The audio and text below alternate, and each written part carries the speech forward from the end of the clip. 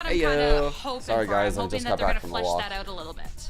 Yeah, I think just in general, you're starting to see a lot of value just in Gecko in general for every single one of these maps. It's always, you can always make it work out just because how fast you could basically pick up all these your friends. I was gonna say another license game, but I don't want to do that right now, especially with Sierra on the desk. But yes, so there's definitely ways to really refresh that utility and actually bring a lot of value to a Gecko into your team. There's one thing that I'm missing though, is that a lot of these Gecko players are just basically using the wingman to just go for the plant, right? And I feel that there's better ways to min-max that type of utility on a Gecko to have some very strong clears. So remember, or when you're looking at the meta right now, there's a lot of the, hey, let's flash and let's KO flash on top of that, so you guarantee some players being blind.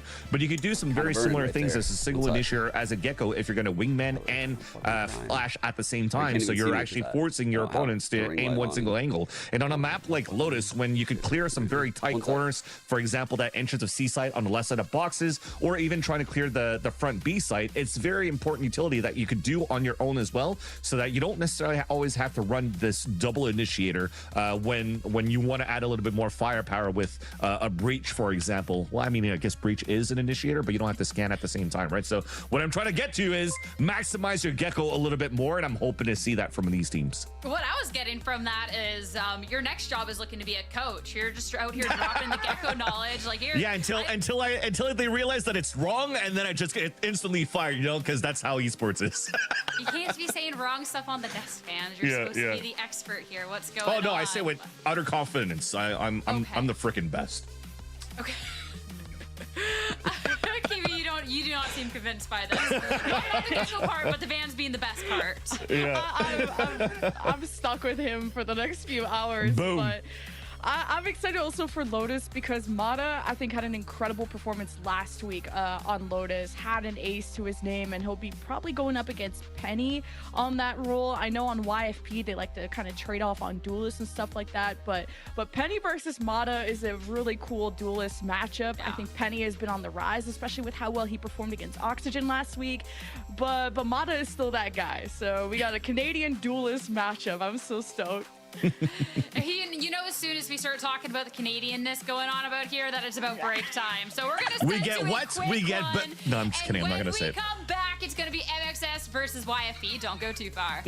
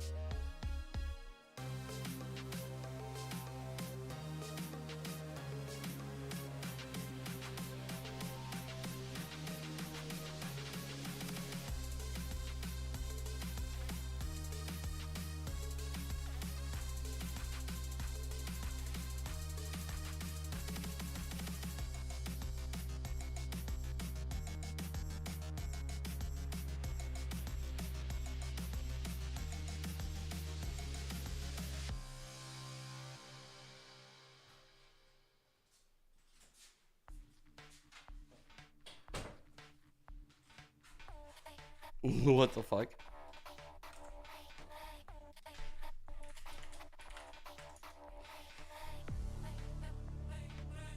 Why did that person say that? That's funny. Looking like a Brocktig on Thursday? Abso-fucking-lutely. What's up, Gok?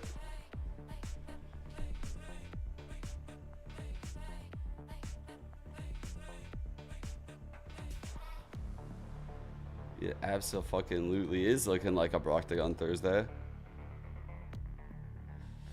You guys play tomorrow, yeah?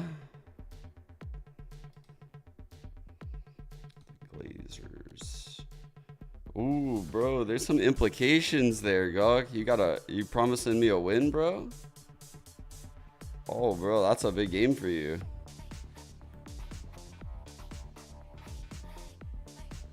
I'm gonna be there, you best believe it.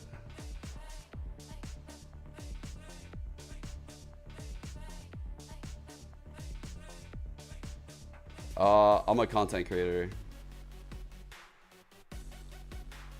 I've been a content creator for Shopify since Get into map number 1.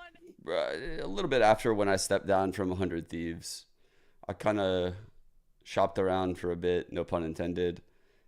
And oh hell yeah, we're running this comp again, bro. This is so fun, guys. I'm gonna nerd out hard. I'm gonna nerd out so hard.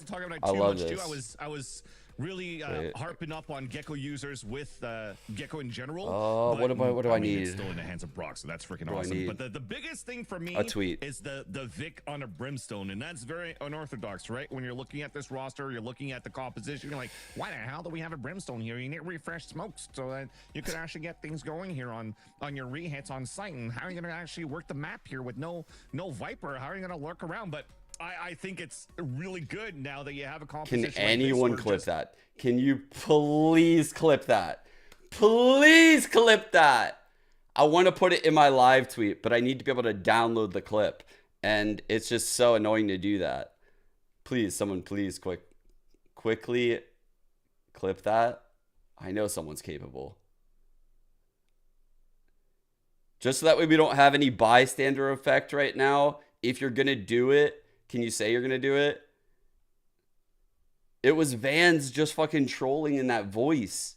That fucking nerd voice. What you're bringing to the plate. It was literally seconds ago. So I love this look. It was amazing. But they're starting off with a defensive side where they don't have a chance. I'm realizing why yesterday felt so weird for me, by the way. I had my desktop volume, I think, at like 30% all day.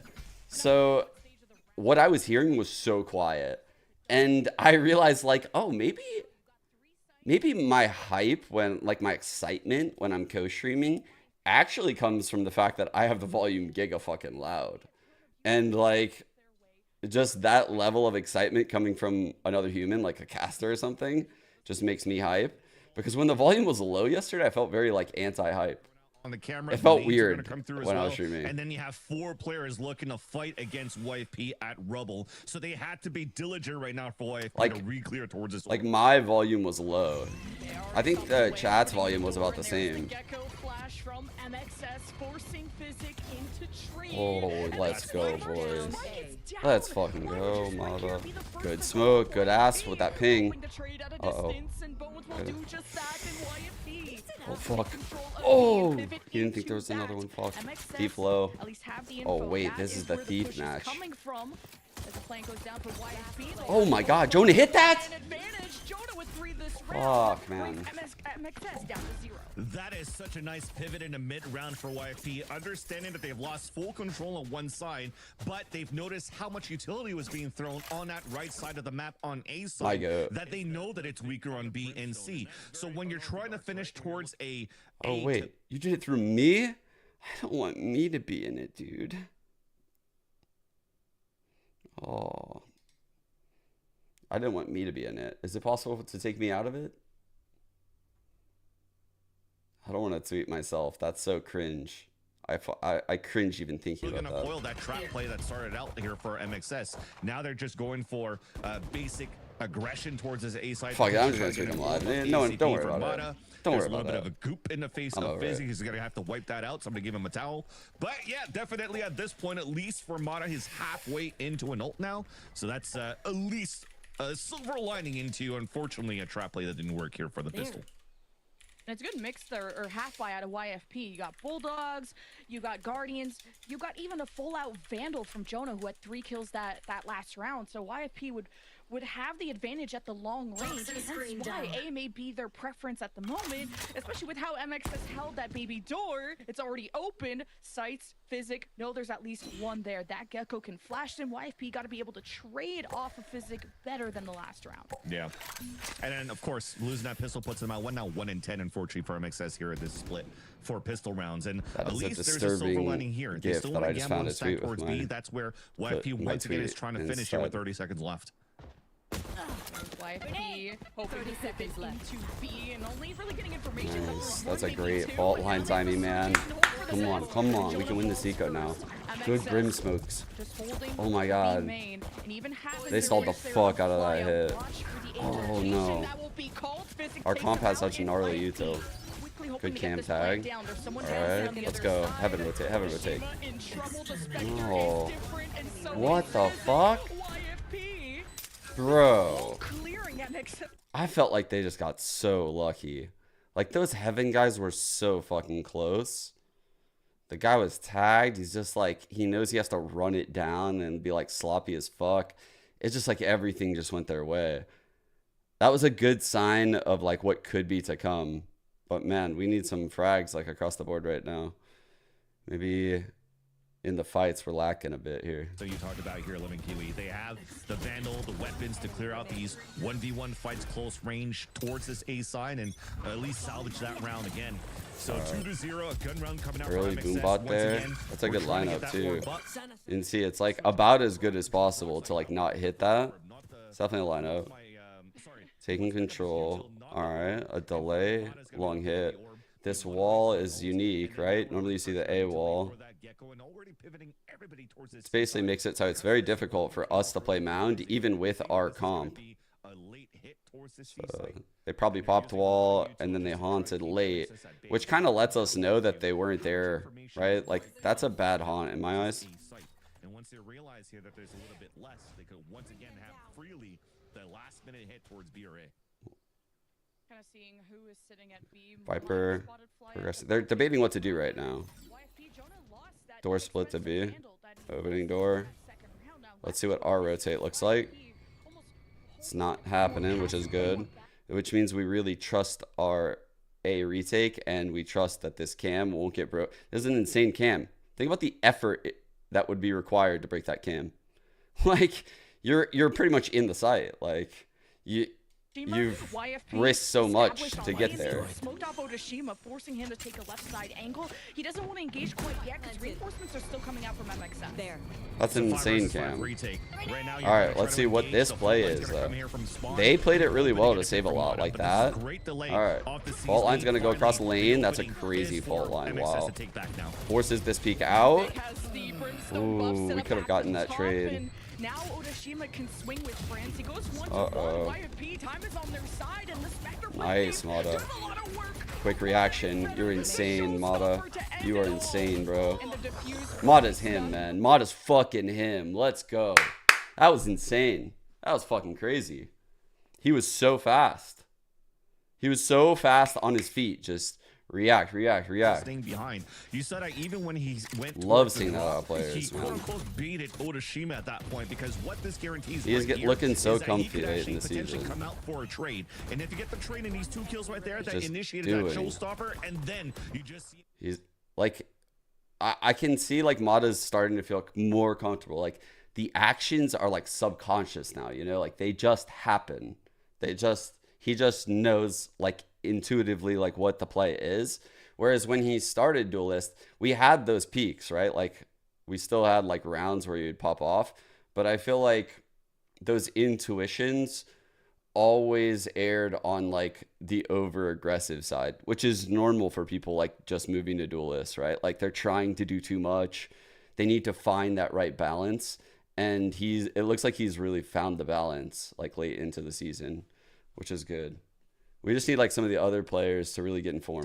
And they play because of this composition, right? You're not having like too much to be able to have like fast retakes or one. I mean, you can because you have a lot of util, but you don't have a lot of delays is what I'm trying to get to. So they're actually rotating so many players at once to just go for initial engagement. This is such good stall. This breach util. That's why Fly is always got the Brim Molly here. They got the Gecko Molly here. It's going to be very hard for them to go see. Yeah. But they didn't even get it out. Good offhang. Good break. The fault line is great. The nade is great. Breaking the turret. Literally just trading this spacing. Trading Yuto. Like, they are just getting like washed out everywhere. Like, they have next to nothing now. You know, like, they're gonna have to pretty much dry take A. You see, they have no smokes. Like, this is what we're doing to them. Like, they're going to need to win rounds like this against us. They played the round fantastically well so far. Like, honestly. Just trying to find information. So Otoshima dying first is not too bad because you're not trying to go for trap kills at this point. So Mata has to be the initiator engager. What a play. What a fucking play, Mata. You're him. You are fucking him, bro. Fault line's perfect. He's got a save. Lovely. Man, that was great. That was so well coordinated. Nice. Very, very nice. That's some hive mind type shit. That's some hive mind type shit. When your Raze is like, knows they're pinned and they satchel out on that flash with your team in like a weird situation, they support in that way. Holy fuck, that's sick. Look at how far those last two players are at towards that rubble to try to play the pulse plan, while Mata, teams that play like that typically do great things into the A site. So they have to be a little bit more grouped up here at this point for YFP to understand what position that they have and find ways that they could shut down Mata here on this retake. Oh, he's I'll stretch out my chest today. It felt so good. Satchel in. Ooh. Bye-bye. Ooh. Bro, we are fucking frying with these phantoms right now. Holy shit. Love seeing fly like this again, man. Held that angle well. Now YFP hope to pivot, sprint into A. They got trips and a Cypher Cam to work through, so MXS may slow down this push. Set up some money, bro. At the back, he's got cages up, and YFP will get a plant physic with important engagement against Otoshima. And Mata rounds the corner. The plant still goes down. I'm so happy right now. Get overwhelmed in Tree. I'm so happy because I feel like if I wasn't on Shopify, I would wish this is my team in Challengers. Just because of the comps they play and like the uniqueness and creativity and skill. Like, I'm so glad this is the team that I get to root for. And I'm also so glad the SRGC team is the team I get to root for too. It's like, I have been truly blessed here. I have been truly blessed, man. I feel like I've really gone through it over the years. That initial Gen G team, fuck, that was hard. Bro, I wanted to be like, that was hard back then. It's like karma's finally come around. That's what it feels like. And when I say that, I feel like this is the top. I feel like now we're about to go back the other way again. I'm so sorry to Shopify as an org for the jinx that I've put on with these statements. Bones is literally the GOAT. What's going on with Sped though? Alright, Bones got the nightfall. The rolls on YFP got a little fucked. It sucks because I think like Bones is an incredible Omen player. Like, incredible. But when YFP saw the opportunity to pick up an experienced player like Thief, they took it. So they just put the youngin on like a different role. And it's kind of fucked. It sucks. Like, Thief was like the best available player at that time. And it made perfect sense to pick him up. So I get it. It just sucks for the growth of Bones as like a player. Actually, low-key, it's probably good in the long term. Low-key is probably good for his growth long term. I take it all back. Just short term. Short term, he's not as comfy. This is good too. At the same time, they had. Oh, this is scary. Oh my god, that's a great tease nade. Now using lockdown to delay. Oh wow. How did that do nothing like that? Wow. So they have to be ready for RFP. We talked about them having to be a little bit more grouped up, and they're all grouped up towards Tree here to fight. Alright, Mitchell's good. Nice, Mata, nice. One more. Get that Mitchell again. Good satchel. Good satchel. Get one more, Mo. Oh, they're so low. Wait for that swing. Yes, yes, yes, yes. No, no, no. Oh my god, you're insane, Mata. No, no, no, no. Yes! We're fucking insane, dude. Holy shit. Dude, we're the GOATs. We're the GOATs.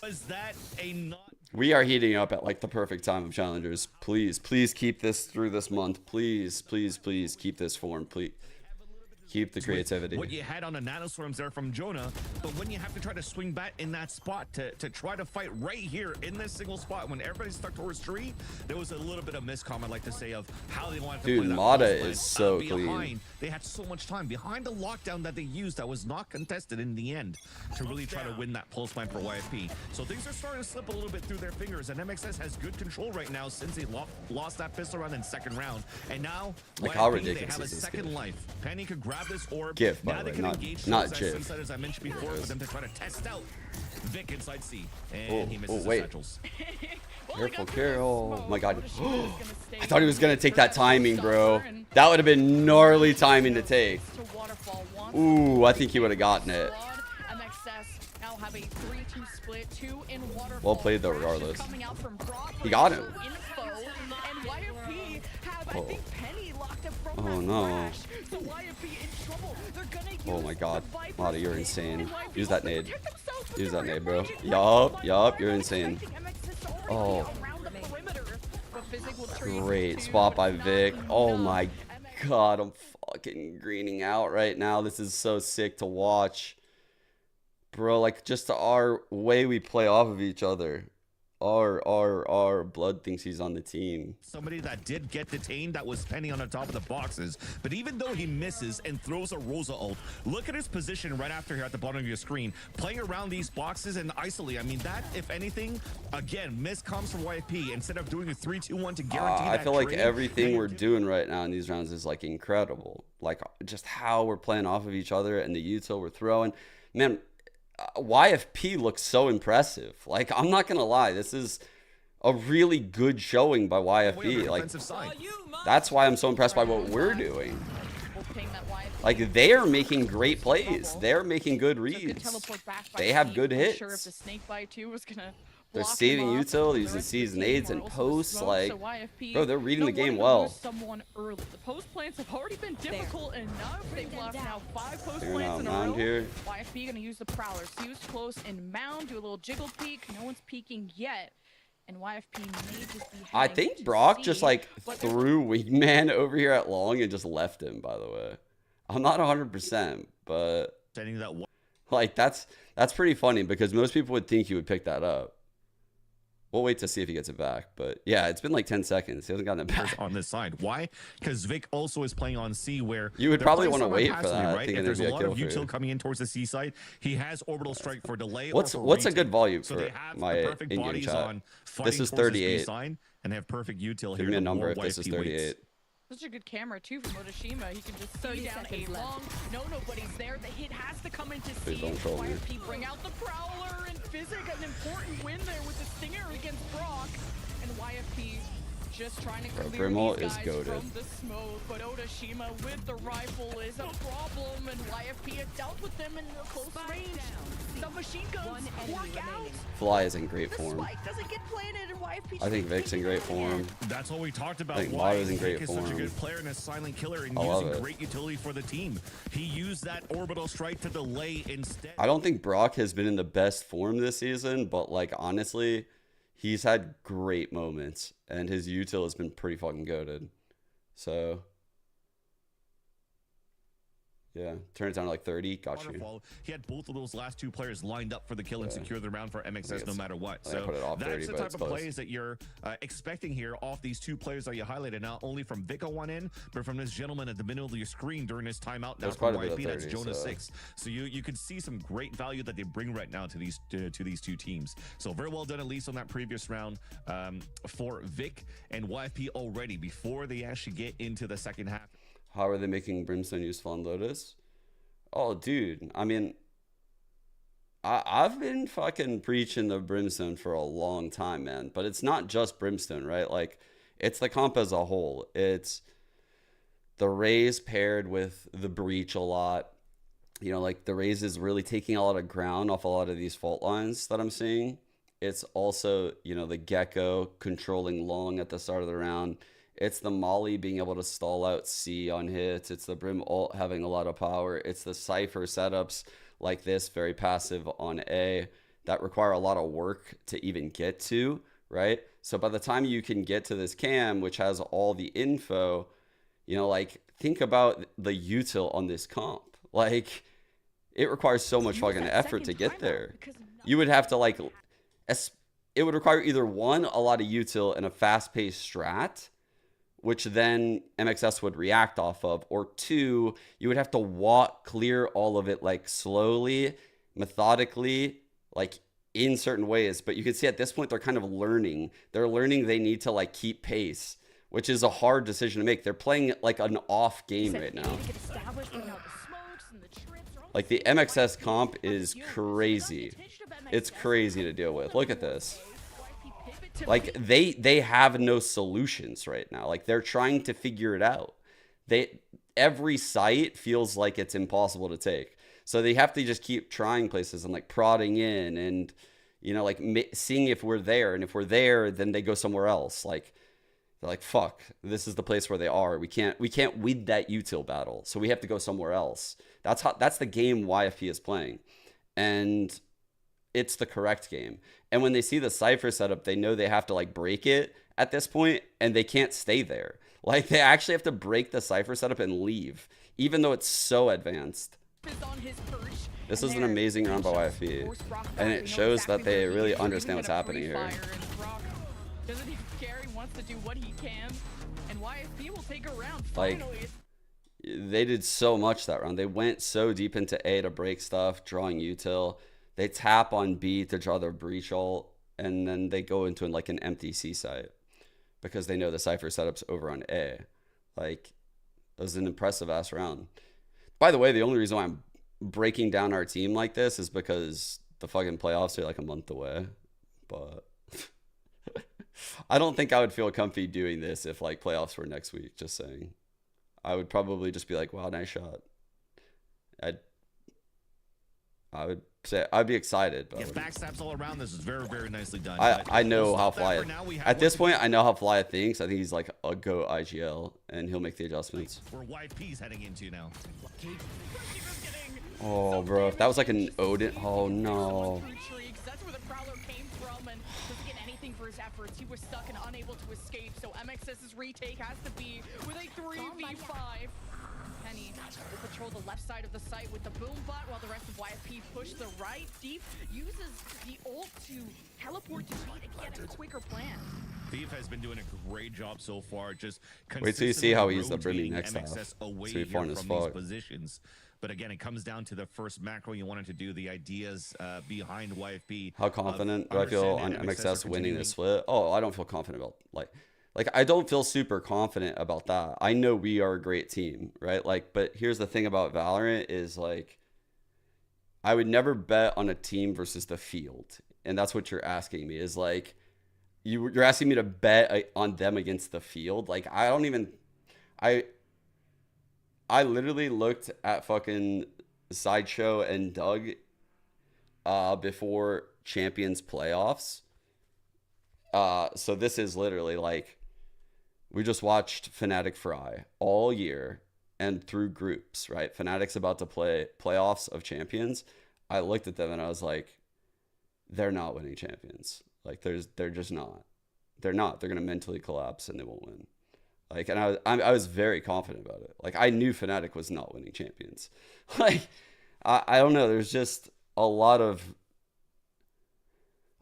things that could have caught up to them in a high pressure moment, and they did. Yeah. So I would never bet on a team versus the field is like basically what I'm trying to say. I think MXS has a really good chance, and I might actually put them ahead of every other team, even M80. Like if I were to break it down in like percentages, MXS and M80 right now, after what I saw to OXG yesterday, are very close. Somehow OXG has fallen in my brain after what I saw yesterday. Like, I didn't think it was possible for them to get beaten by a team that was like worse than them. So I have to like change the way I think about them now. And I would probably say like before Challenger playoffs, I would put like MXS and M80 having like 25% chance each to win it. I would put Oxygen on like 20%, and then the rest of it is just sprinkled throughout the field. Too much at the beginning of this That's how I see it right now. This retakes engaging Mata into these protocols to retake the site. Physics throws the snake bite right onto the orb too to try and deny that out of someone like Mata or Brock working towards those ults, but Mata will still grab it. Had the showstopper, but YFP and a satchel into C, just gonna overwhelm Vic, and he has the back away. He's getting John Wick. John Vic. No way. No way, dude. The fucking Boombot. Okay. YFP will lose one in the process. Numbers are even. Wait, why are we off the showstopper? But Penny has to explore outside the site. YFP don't want to be trapped like they were What a last shot, time. man. Dude, Mata's so fast. An upper hand at Intel as YFP have their backs against the wall, but Bones just has to land He's those definitely a shots. Phantom It's player. up to Brock. Now with the shots towards that Oh, flash. fuck. Get on that shit, little fuck.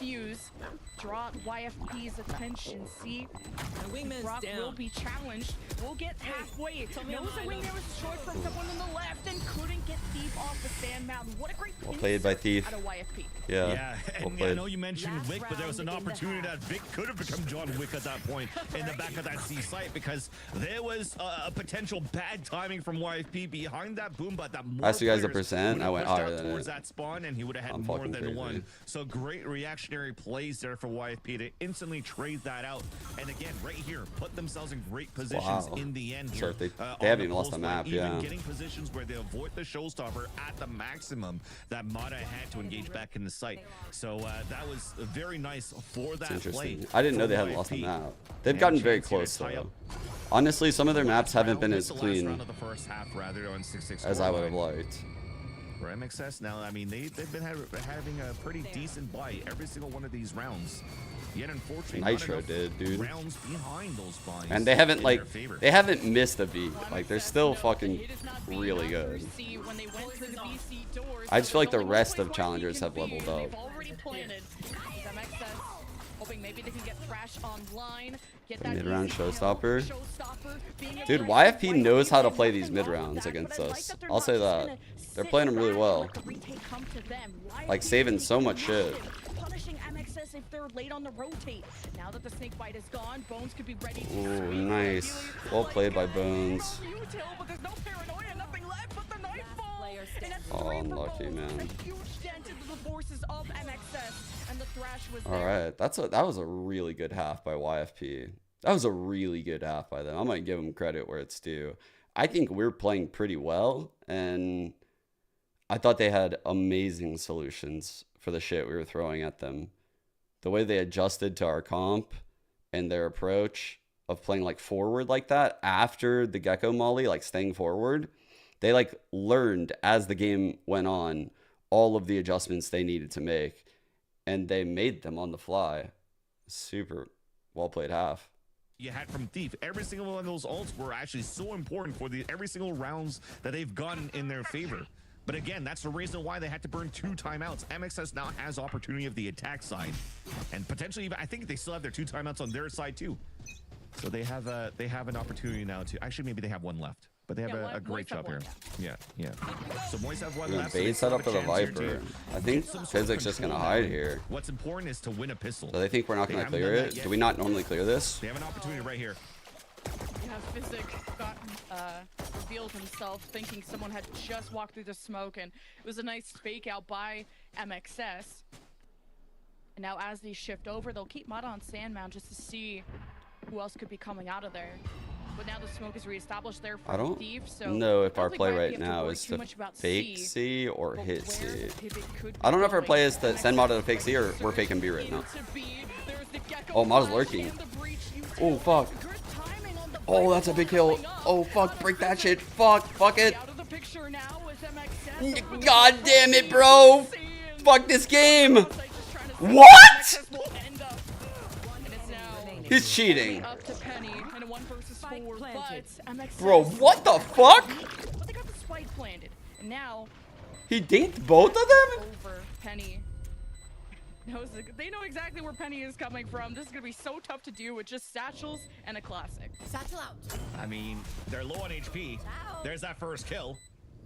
Oh, I love our Definitely comp. possible.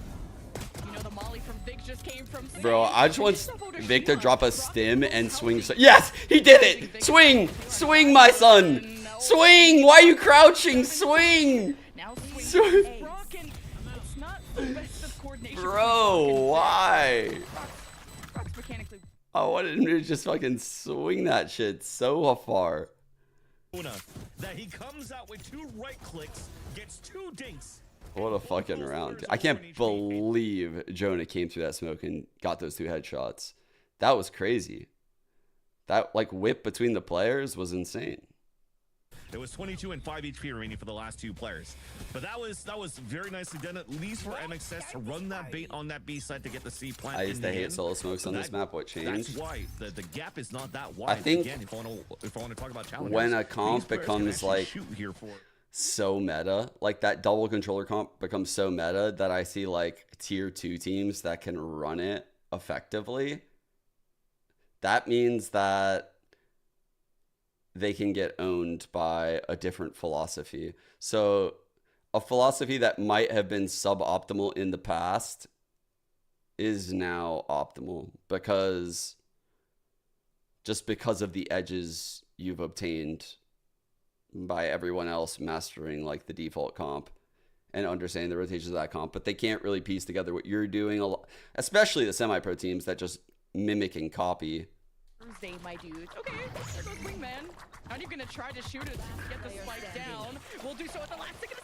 Physics looks at the Wingman. Gets shot by the Bulldog of Brock. MXS now brought Jonah all down to his lonesome. And, not doable. yeah. I mean, it was still, again, joking aside, it's still a special teams play, right? You tried to pinch in on extremities. You made it very expensive against your opponents. Like initially when I was very against single controller on this comp, it was when the map was still trying to be solved and there wasn't many teams that did a great job of starting the round with like a Viper wall here, getting mound control, having like a Killjoy or some shit, like holding front B. They open the door, they pinch front B, they get the orb front B, they go back A. Like every team wasn't doing that, you know, like early on last year. But over time, people realized like, oh, fuck, this is impossible to beat. Like, you just have to guess every round. Like, you just have to guess. But then eventually you start learning like these tiny little ways you can beat the comp, right? Like, that's why we've seen Raise Omens play Mound a lot, because this comp will oftentimes send the Omen across as like a method to create space with an Omen blind. So if a Raise comes over here and paint shells this Omen out, they have to use their second TP to get out. And then you've won mound control. Like, it's just a little trick that has kind of started occurring lately. And it's like, when those plays start to happen, even in tier 2, it's a problem. It's a problem with the comp. So it doesn't matter how good theoretically the comp is. Because you have a bonus round, just try to open up this. Oh my god, what a fucking play by Thief. Well, Thief swinged as the Thresh came his What? way, and MXS had the Boombot going into Baby Door, and they have options, but the plant will still go down A. It's a 1 versus 3 for Physic. Toxin screen down. And you just heard the door in tree. Now that he brings his wall down, he spots one in rubble. His location is revealed too. Physic's gonna take a safer position, not wanting to be swung on by the person in tree. You heard Vic stepping up near the door. Will be mollied off the spike. So precious seconds being taken out. Physic with a great swing onto Odashima. It's an interesting molly. He's left with 2, but this molly lasts forever. Gonna tap the spike. Gecko flash out. Brock Oh, just fuck. playing with the spoon at Oh this my point. god. Little jiggle The peek, and stim, Brock bro. still wins that. I love how it was just like a speed demon being foon, pretty much. So yeah, like, I think a more succinct way to put what I'm saying is like, again, it's not what a comp can do and like what you've seen it do. Like, if you've seen this like fade comp since like last year, right, with Fnatic, I know they were running like Astra and shit, but it's pretty much the same shit. Like, it's literally the same shit. You know, like, you've seen that. That means all these teams have thought of the layers they're going to use on their default and how they're going to counter this comp that the other team is running. So they all have those solutions theoretically. And if you know that every team has thought through like the plays you can do with your comp, while it is powerful, it's not as powerful as it was before. I hope that makes sense. And thus, we have reached a point in time where, yeah, it's time for me to switch my way of thinking. Like I said, I don't think of things in black and white. And the more you'll watch me, the more you'll realize, like, over time, I'm going to change some opinions. There's going to be times where I feel some way, and there's going to be other times where I feel another way. Thief is adjusted towards C, gets some better paranoia angles from whether a C entry was I'm gonna not happen, married or to maybe double into B. controller. Now MXS may be sandwiched between a rock and a hard place. Sees me. Depending on how Dude, they've been using a lot of C's nades. for Good MXS. movement. Great job getting ahead of that. Util MXS in a dangerous position. Swing. All three angles being taken Ah. by YFP, but flashed up.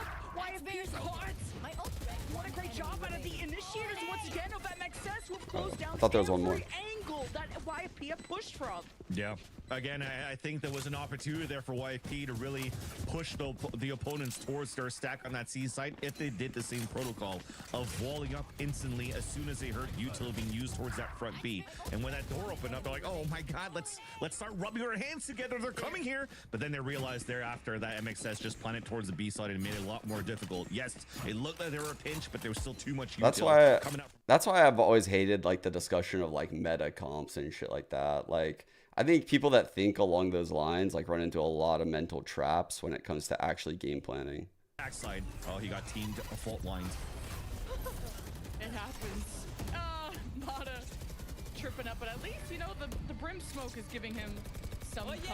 Can now push A stairs. Now Thrash can come out from Brock to get some info around B. Ooh. The YFP will not be fooled. They think this is an A take, and they're gonna Fake A, make fake sure B, it's go on back B. A. That's crazy, But now actually. MXS, they Oh my go god, back to Mata. A, and Mata What the set up fuck? the ropes to at least go 1-for-1, and then the post plant. It's a one-man advantage for Holy MXS. fuck. Otoshima We're crazy, with the bro. neural theft is This gonna was get an the insane edge. round by us. YFP, it's all up to Penny, and his location is known. And now he doesn't have health.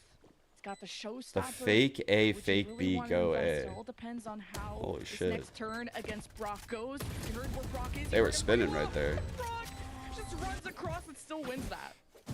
Oh man, that was unfortunate there, but a great read for MXS and a great fake that it actually initiated there towards that B site.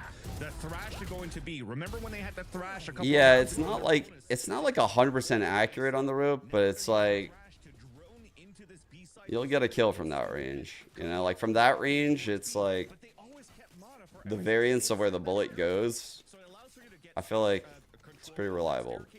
to go for a plant and you catch everybody else off It's guard. You talk it's about that worth it in that scenario to change where your like head is, right? Like where the enemy's crosshair has to be to kill you. It's a hard place for them to preemptively aim. channel around that showstopper. This is a force buy that could be very costly for YFP should they lose this round here. One away from Rolling Thunder. Fly gets the orb. It's the alarm bot they're waiting for. Paranoia. And the showstopper. Nice, Mata. Let's go. They get kind of pushed back by the boom bot that was left behind there. Bro, Mata even told me he was practicing that shit. Let's go. But they at least did Oh, wow. tell that the hit isn't happening at C. No smokes. MXS go all the way to A. They lose someone already. So YFP can just continue picking them apart. Wall comes up for the Viper there of Physic, trying to slow this down. Back to me. MXS establish themselves to maybe go to tree. Man, they are making a lot of noise. MXS want to bring this to a gunfight. If anyone fights this wingman, he's popping it. Can even have Thief get This is the best way to like use these powerful ass ults, right? Like you don't want to just waste it to clear the site, but if they like shot that wingman and used a piece of counter util on the other side, he'd be dumping his kit, and those guys in sight would be so screwed. But instead, he's like saving it for the post plant or trying to get more aggressive with it. I love seeing that kind of shit out of us. Now, economy is going to be in shambles for YFP at this point as we have map point for MXS. I saw the idea behind what YFP was Mata doing. Seeing how a lot of 28 these and players 12, are playing these bro. pulse plans from Baby Door, from or Unbreakable or Hobbit, however you want to call it. But they had two players getting ready to fight in that area. That was Jonah and that was Penny. So despite them getting first blood, they already look used so the drilled right showstopper now. for that. So All right, that's they that wanted to mound use cam. the I've been raise liking to try to that fight cam from behind actually. so that they could actually pinch Basically, across. like as But barrier every single one of those drops, players from that MXS cam can were actually pushing see towards the spawn this. and really caught YFP Like, off guard.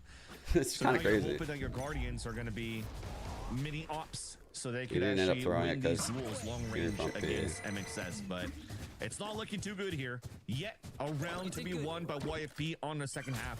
MXS If has they mound everything. push us, he's gonna Util, fuck it up. ults, thrash. We're gonna use this one first because it's like less valuable. Also, it can clear out the lines better for us. Take this inch by inch. Oh, Pick up shit. the Gecko util and go again. The thrash leads the way. Discovers Oh maybe Physic my in that god. corner. Oh You got a my judge from god. Physic who can't see anything but hopes to do damage and runs headfirst into the smoke. YFP Oh god. lockdown in place. And We might lose the round, but we fucking won the round, if you know what I mean. Wow. against Brock. That was a great kind of Oh. shot of YFP to just read exactly where MXS were going. Yeah, a huge pinch by YFP, and not only in terms of winning those fights from rifles, but it was close range battles with Guardians that still came in their favor. So That was we ridiculous. wanted those to come in to their rescue, and it I don't did. know how we lost and that not round, only though. that, they didn't have to use that many of those ults that they picked up through these kills to actually win the I round. was too busy laughing, and I don't even know how the fuck we lost it. Like, we detained a player, the guy with the judge got none, and we lost with 1 kill, and we used breach ult? Like, what the fuck happened, actually?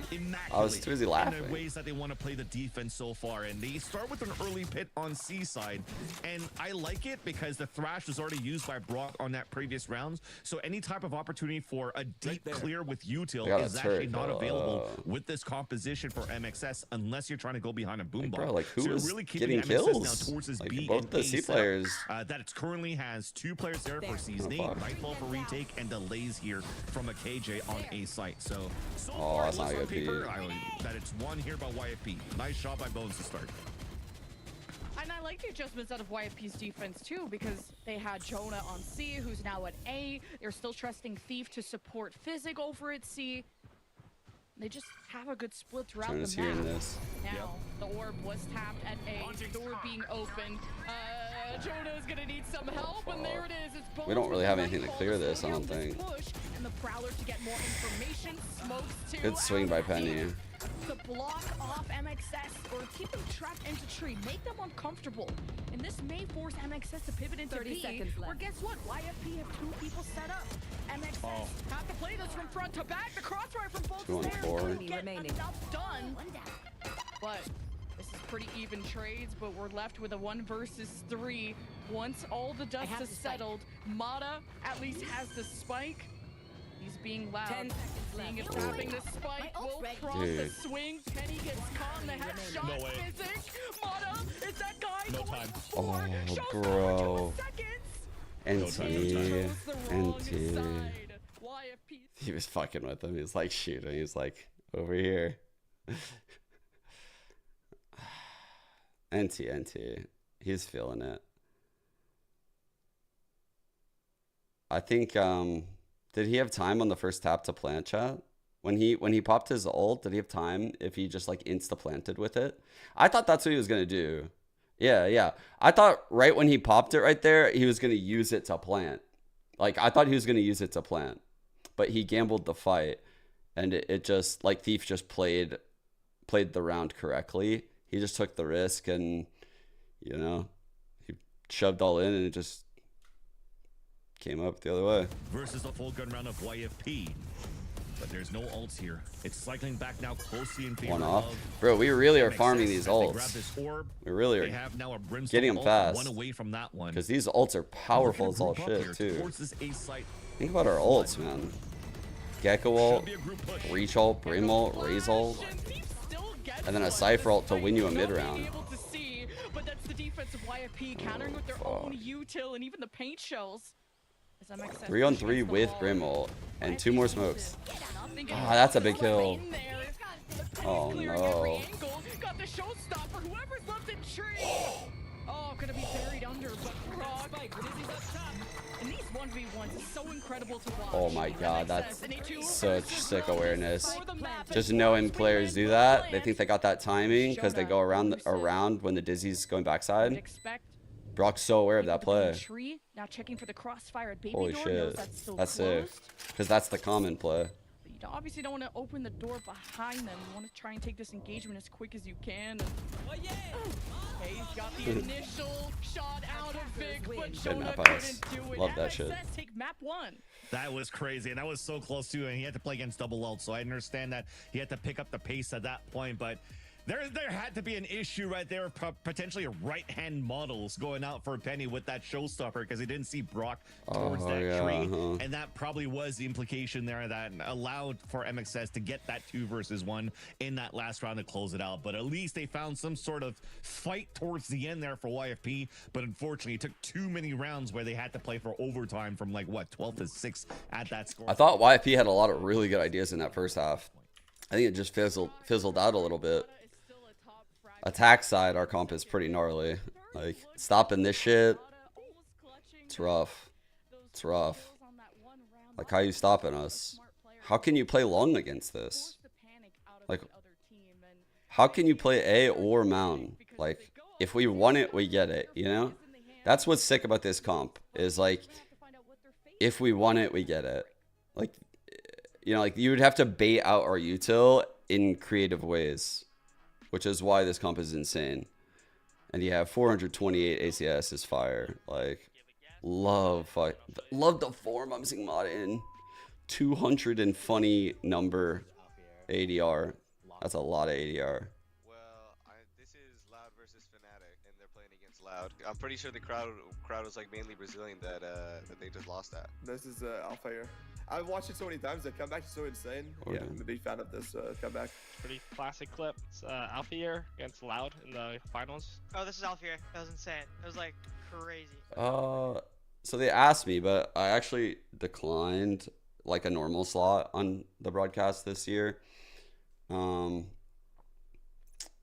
I did say, like, if they want to have me like come, like they're like, well, what about being like a guest? And I was like,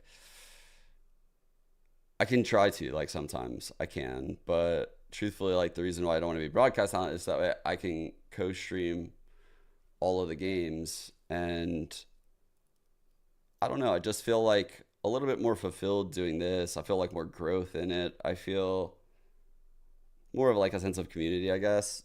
I feel better about it. I don't know. I've been wanting to do this. I've been wanting to not have to miss the games, you know, because I'm on broadcast.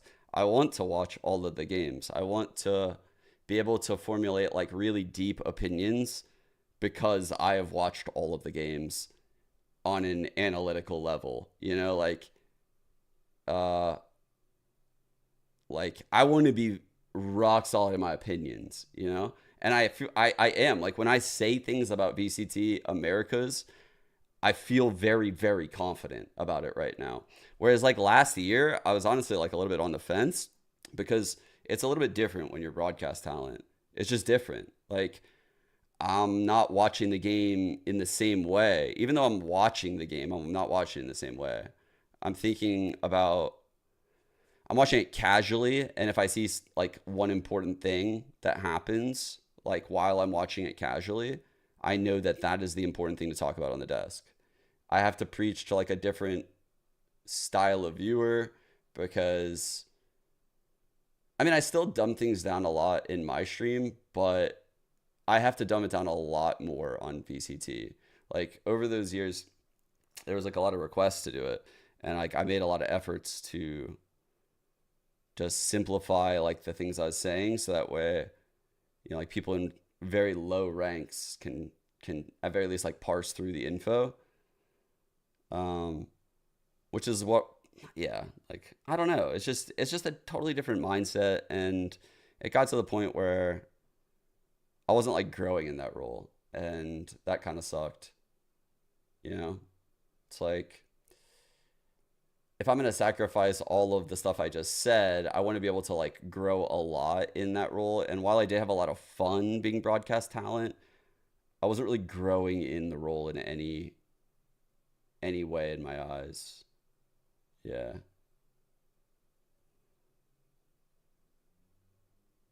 It felt like there was like a ceiling, you know?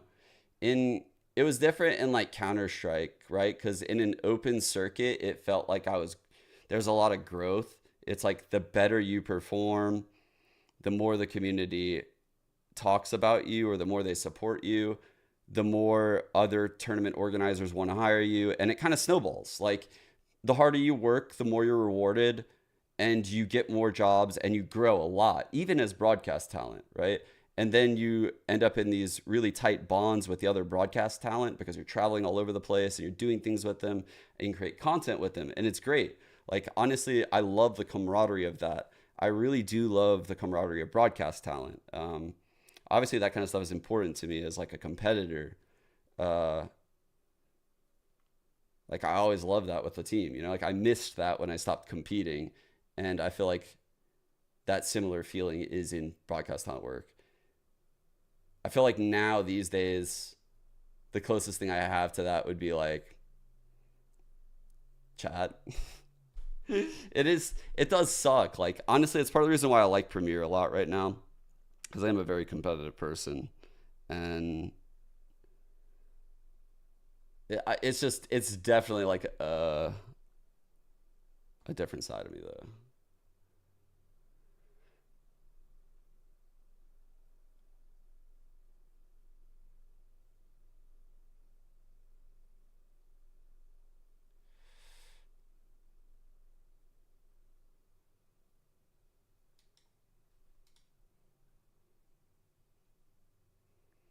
Any advice for people trying to get into that line of work? Dev/casting, creating content, having a brand. I think that's like the biggest thing, right? Like having a brand ahead of time and then leveraging that brand into,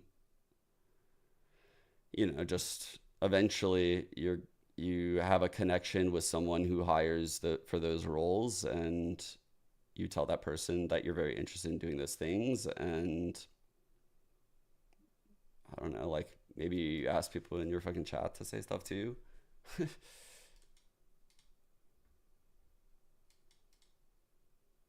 Oh, Violet. Yeah, I mean, like it sucks because like I had to learn it the hard way, because going into last year with like VCT, you know, there's definitely a lot of struggles like over the years with like broadcast talent stuff for me. And it took a while to be able to like communicate what I wanted and feel fulfilled. But goddamn, like VCT Americas felt fucking great. I will say that. They gave us like a lot of control in, you know, like the bits. Like literally, bro, we are in the fucking room. We are creating the bits with them. Like we have immense control in the show. Like this is exactly what I've wanted for all the years. Like I sound like a fucking psychopath. I just wanted all the control. That's all I wanted. But you know, like you just want to feel like you're heard, as far as like, you don't just want to go up there and talk about the game. You want to, you know how to deliver the package, and you know, like you have all of the info, and they have all of the people to make it so insane, right? That's what makes Riot so amazing, is like they have the people to package your words and your content in the best way possible. Like, and yeah, it's just like the problem is like they definitely have a lot of things that they have to worry about, right? Like they are the game developer and the tournament organizer, and we can't fool ourselves by thinking that esports is a bigger piece of the pie than the casual audience, right? And we can't fool ourselves into thinking that everyone that watches the broadcast is like, you know, ascendant and plays 3 days a week. You can't assume that. That's a bad assumption, probably. So there's a lot that Riot has to accomplish. Like I see from being on the inside, like I get it. I get all of the complications in the scene. I get it. It's a lot more complex than what some people like to think. that death ball that Anyway, MXS was happen. bringing out, because if you had too many players and giving him too much space and letting him set up, look at this composition. Look at what goes into the site. Pain shells, Dizzy, wingman for a plant, fault line, flashes, after. There's just too much to flood against you that you can't really hide in these sites. So YFP, unfortunately, at that point, they were starting to figure that out, but a little bit too late. I don't know. I disagree with how you worded that. It's yeah, I disagree. I disagree with how you worded it. It's just not how I think. I think in a very different way. Not saying that you're wrong or your perception is incorrect from your point of view, but the way I perceive my edges in this game basically tell me that like my strength as like a fucking CSGO X pro in-game leader is rotations, teamwork, timing, trading, communication, all that shit. I've got all of that covered. The combo plays and like all that stuff, like I do have to be creative. I have to think about these things. At this point it comes pretty natural. I'm not gonna lie, I've been in Valorant for fucking years now, but there's a lot of people that don't have fucking 20 years of in-game leading experience in the scene. Like there's people that don't think subconsciously the way I think when I like watch the layout of a game, because I have done this for so fucking long. And I used to just be naive to that. I used to be very naive to that and not give myself credit.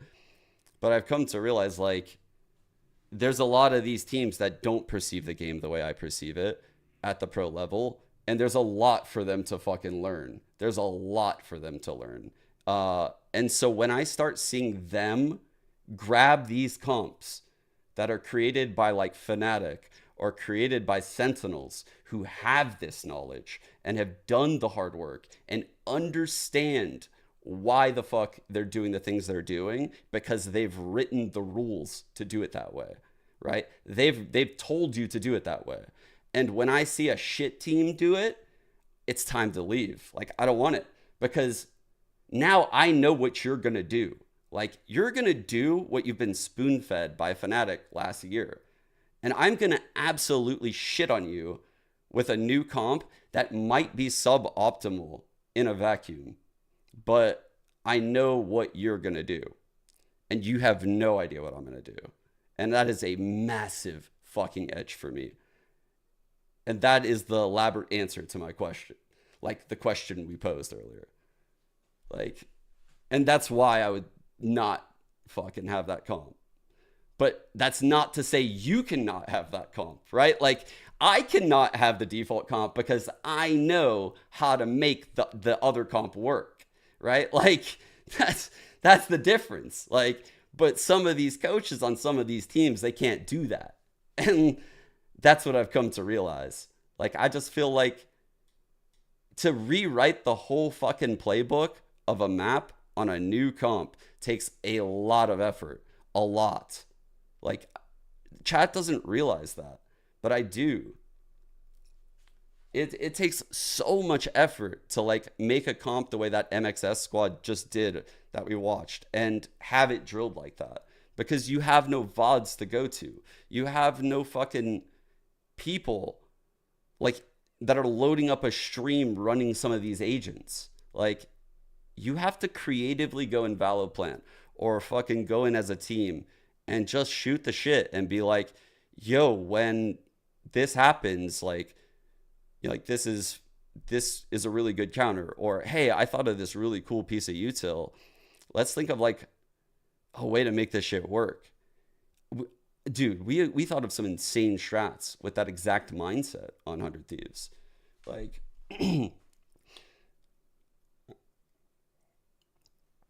someone asked me, like yesterday, I think, what my favorite strat was that I cooked on 100 Thieves.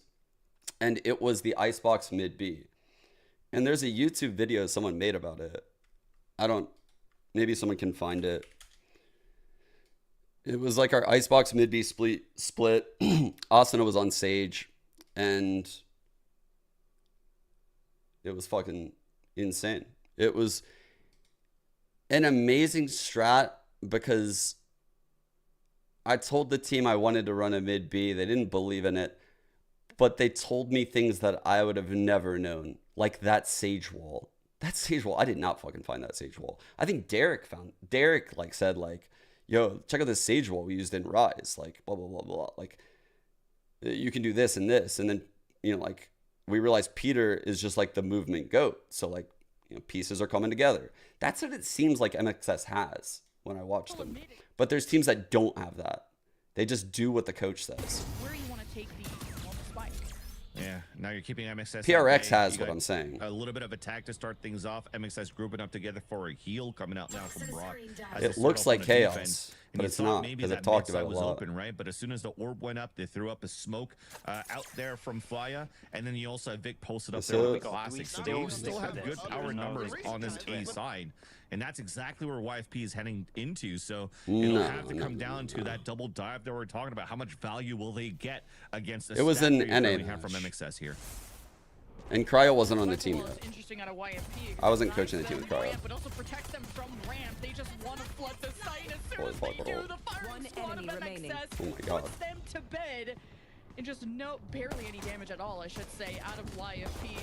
Steve knows he's gonna get converged on, takes one for the road, but MXS were ready for this plan, and they take pistol.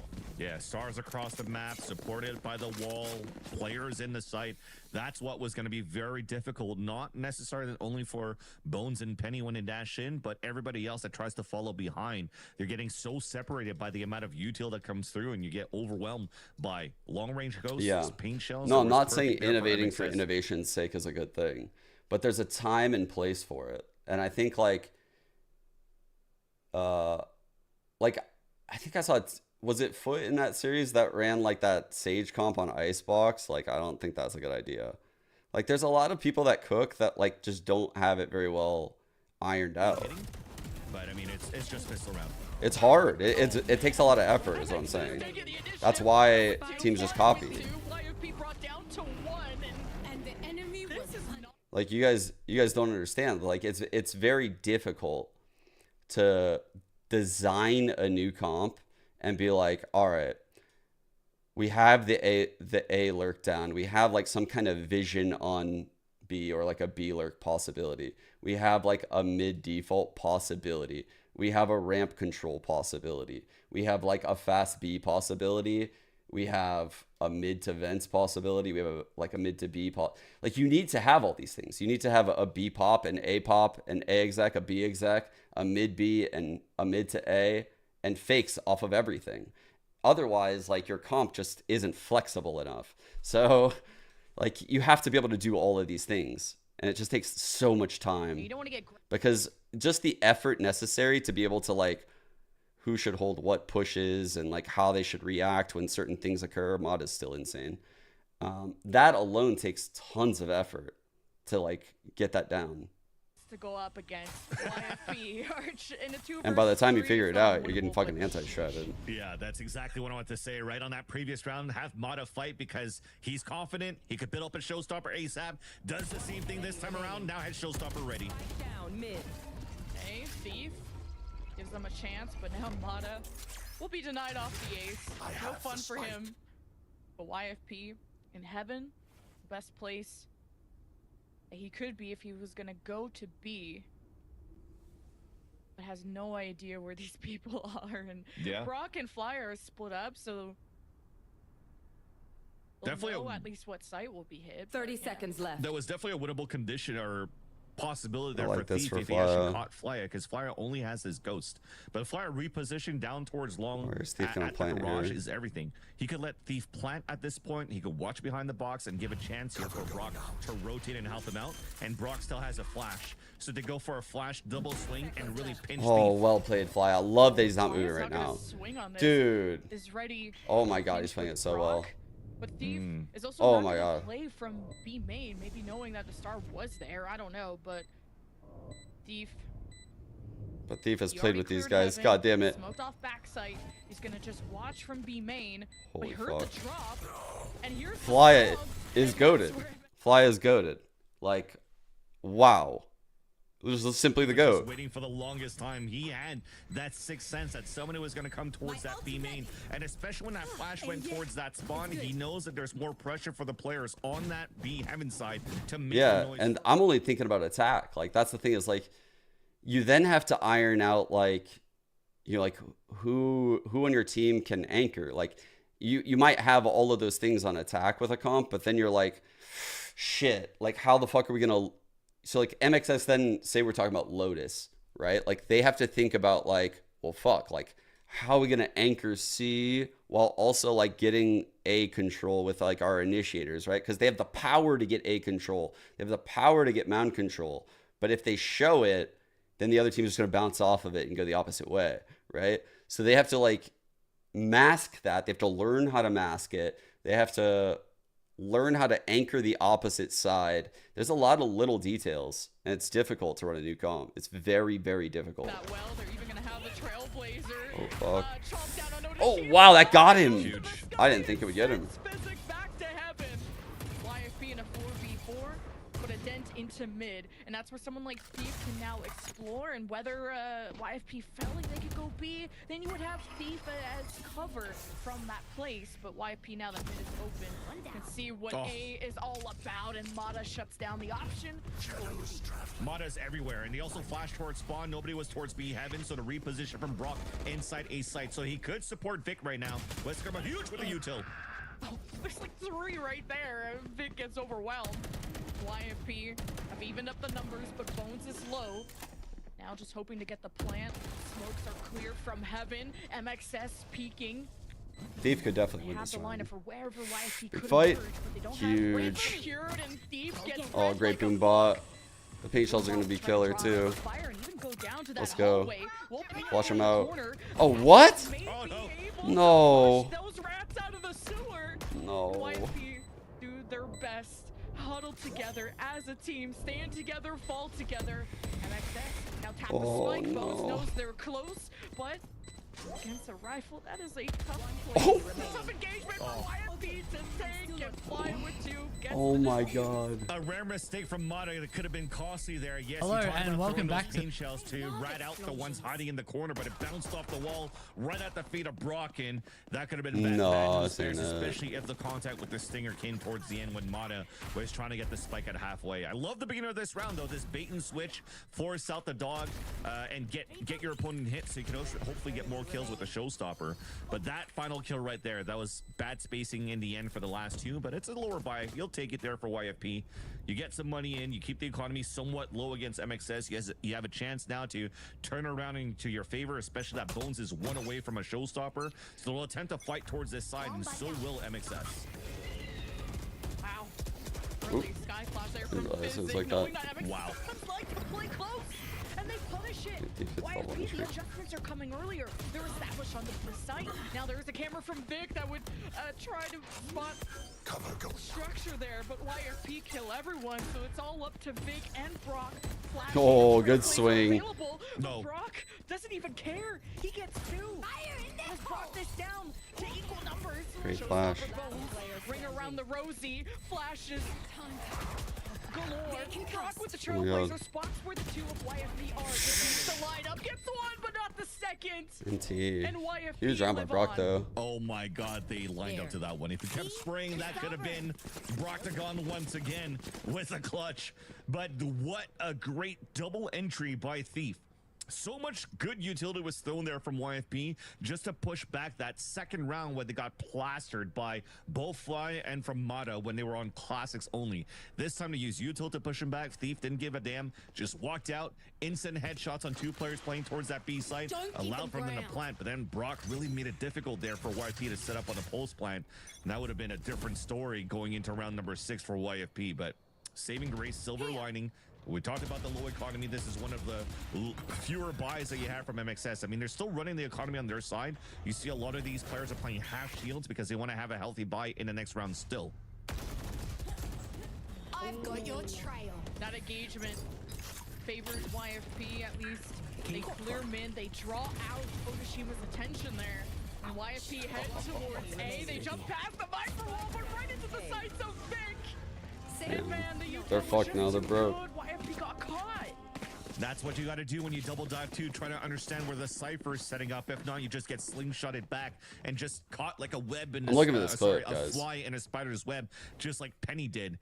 And definitely Vic was ready to seize the opportunity to take him down. And that flash from Brock was perfect towards that A site. Beginning to the end in that round for MXS, they didn't give a chance here for YFP to show that they have what it takes here. After they got the plant, they did some good econ damage against MXS, and then MXS again, one of those moments where, oh well, they think they have control, let's just try to push against them, just like they did on Lotus. And they really just kept YFP honest and forcing the timeout already on the side of YFP. But honestly, YFP are losing the A-long engagements. Like they're using their Viper wall to cut off ramps so they can have just a safe, focused entry. And we talked about this in the pre-show that YFP like to play as a team, but they also die as a team. They get hit by one piece of util from a sky, and then they're all messed up. There's no kind of like safeguard. There's no secondary push. There's no heaven control. So YFP are completely at the mercy of someone like Brock. And of course, Brock is always going to be playing with a secondary person at A. I don't know. And no matter where you go, if you're YFP, they are just getting hit, and they're not able to always have an even trade in that regard. Then that's the important thing, and one thing that they could start using here with this composition is that A heaven control. You could still have a flash and a dash from the A ramp, and then Bone Satchel on the top of the window if the util is correct, right? Because Vic is currently playing it in a position where he's just looking for trap kills. So you have a really good chance to suffocate the A side ramp and really use that double duelist post plant in your control if you take control of that A ramp. Right now, they're just brute forcing into the ground, not really splitting that much into these sites, which makes it a lot easier here for MXS to set up. I mean, look at this. This is once like again, this. He has the another cam. attempt of them. Maybe pushing a lot of players down towards that B main. But how much control potential did they have grab on well? Zero? Nada. Maybe it was going to be a late lurk or something like that. They're trying to re-hit. I mean, they do have a lower buy, so it's understandable. But they do need to get a little bit more of this verticality control, I think, at this point, if the double dive into the main entrances aren't working in their favor. So they fake a B hit like that, but Brock is already coming back. This hit is going to be too late. Trailblazer and Flash to use, but now YFP. That's a big kill to fuck up all the spacing too. Where's the second player? And now that gives Why isn't there a duelist by him? And YFP, their plan has been foiled. How you go in? You also don't have the best of buy. You have Penny with a rifle, and look, but what makes it you still? Flashes up the entirety of YFP. Seekers from Brock, gonna increasingly trap YFP, who are caught out in the open. Damn, bro. I feel like low-key they had a better chance on Lotus. We're like slaughtering them on these rotates. Like they can't solve us here. Zombies, and that's the story right now. I'm gonna right? run and get But water again, real quick. I have to at least give it to YFP. They were on an eco in that previous round, but I do hope to see a little bit more like of what that could look like if YFP don't start taking control of Heavens, because they still have a very hard time entering the site. Vic is alive the whole time too. Yes, he's low on the kill feed, but it doesn't matter because all that util is so good to allow the other teams of MXS, the other players of MXS, to get these kills.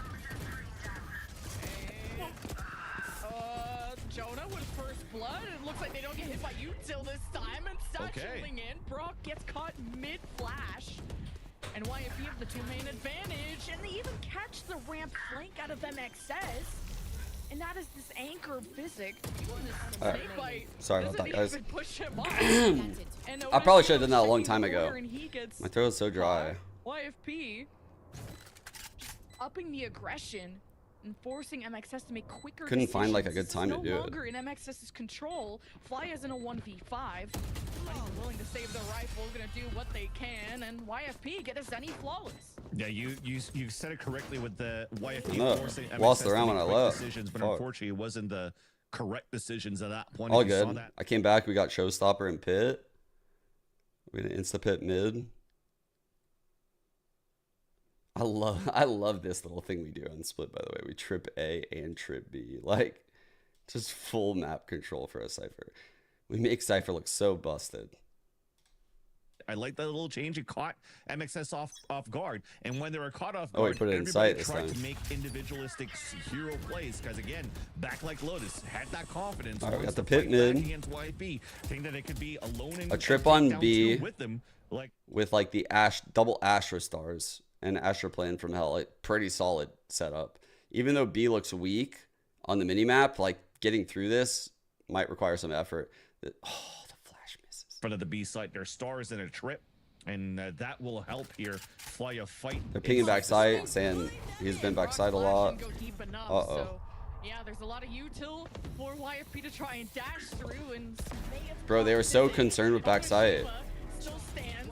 Wow. And MXS are Brock looking confident out there tapping like that. all up to Thief on a 1v3. Yes, having a smoke, that's gonna go away. Puts himself in a safe position. Is trying to force these 1v1s as best as he can. Draw them out. Got the smoke at the back site. Knows that Lee Spota is there. Looks in to fix the line of fire. Hearing Right now, would I rather be tier 1 Val or CS Pro? Ooh, that's a tricky question. Like, what do you mean? Do you mean like... I think I would have more fun competing in Valorant, but I think I would make way more money over a way longer period of time as a CS Pro. Like, so... And I would also have fun doing that, obviously. Like, but I think right now I would rather be like a Valorant pro, if that's what you're asking me. But like money aside, like like all the job security long term, I feel like that all sides CS's would. Yeah, they were definitely in for a surprise. Ooh. Oh my God! You try to time our boy? Catch these hands.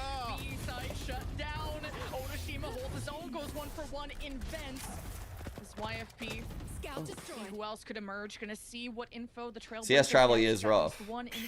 It's a lot of traveling. But I mean, Valorant, you still have to live in like LA and stuff. I guess it's not bad for like Americans and stuff. I But like this Elise though. man, I've seen like some of the Brazilians and like South American players, like they go through it, bro. Like they're away from their family, their culture, their food, their friends, their family. But Vic, That shit's rough. the 3 versus 1 on that site. That might be worse than CS actually. Just living in LA, like away from all that shit for that long. Next to him is a teammate that's getting smoked off. Vic. For them. But for an American, it wouldn't be as bad, right? Quite yet. Also doesn't want to show himself to someone. Oh, that's crazy. That's a rare no-kill by now Physic can just play at the back site and be the babysitter. He was like all over him too. He has flash. Want to retake heaven, and that's almost Thought he was gonna hit that transfer, so damn. Nice round. Support each other to a round victory. And now what happens when you take heavy control? You win at that point there for YFP. Right, a 3 versus 5 though at this point. That was well converted by YFP. It looked like it was over from the get-go when they lost their early players on that mid-control attempt.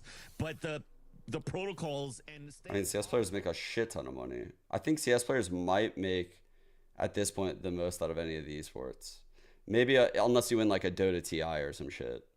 Like if you're a top level tier 1 CS pro, you're getting paid like a very good salary. In addition to that, you have like tournaments left and fucking right with insane prize pools. You also, because there's a tournament organizer. Oh my God, what a fucking alt. Here's some insight. You guys want the fucking tea? Here's some insight. Because there's tournament organizers in Counter-Strike instead of like the dev in say like Valorant or Overwatch, there are appearance fees. So if you're a smart player or experienced player, or you have a good agent, you can negotiate for appearance fees because the orgs are getting those quite often.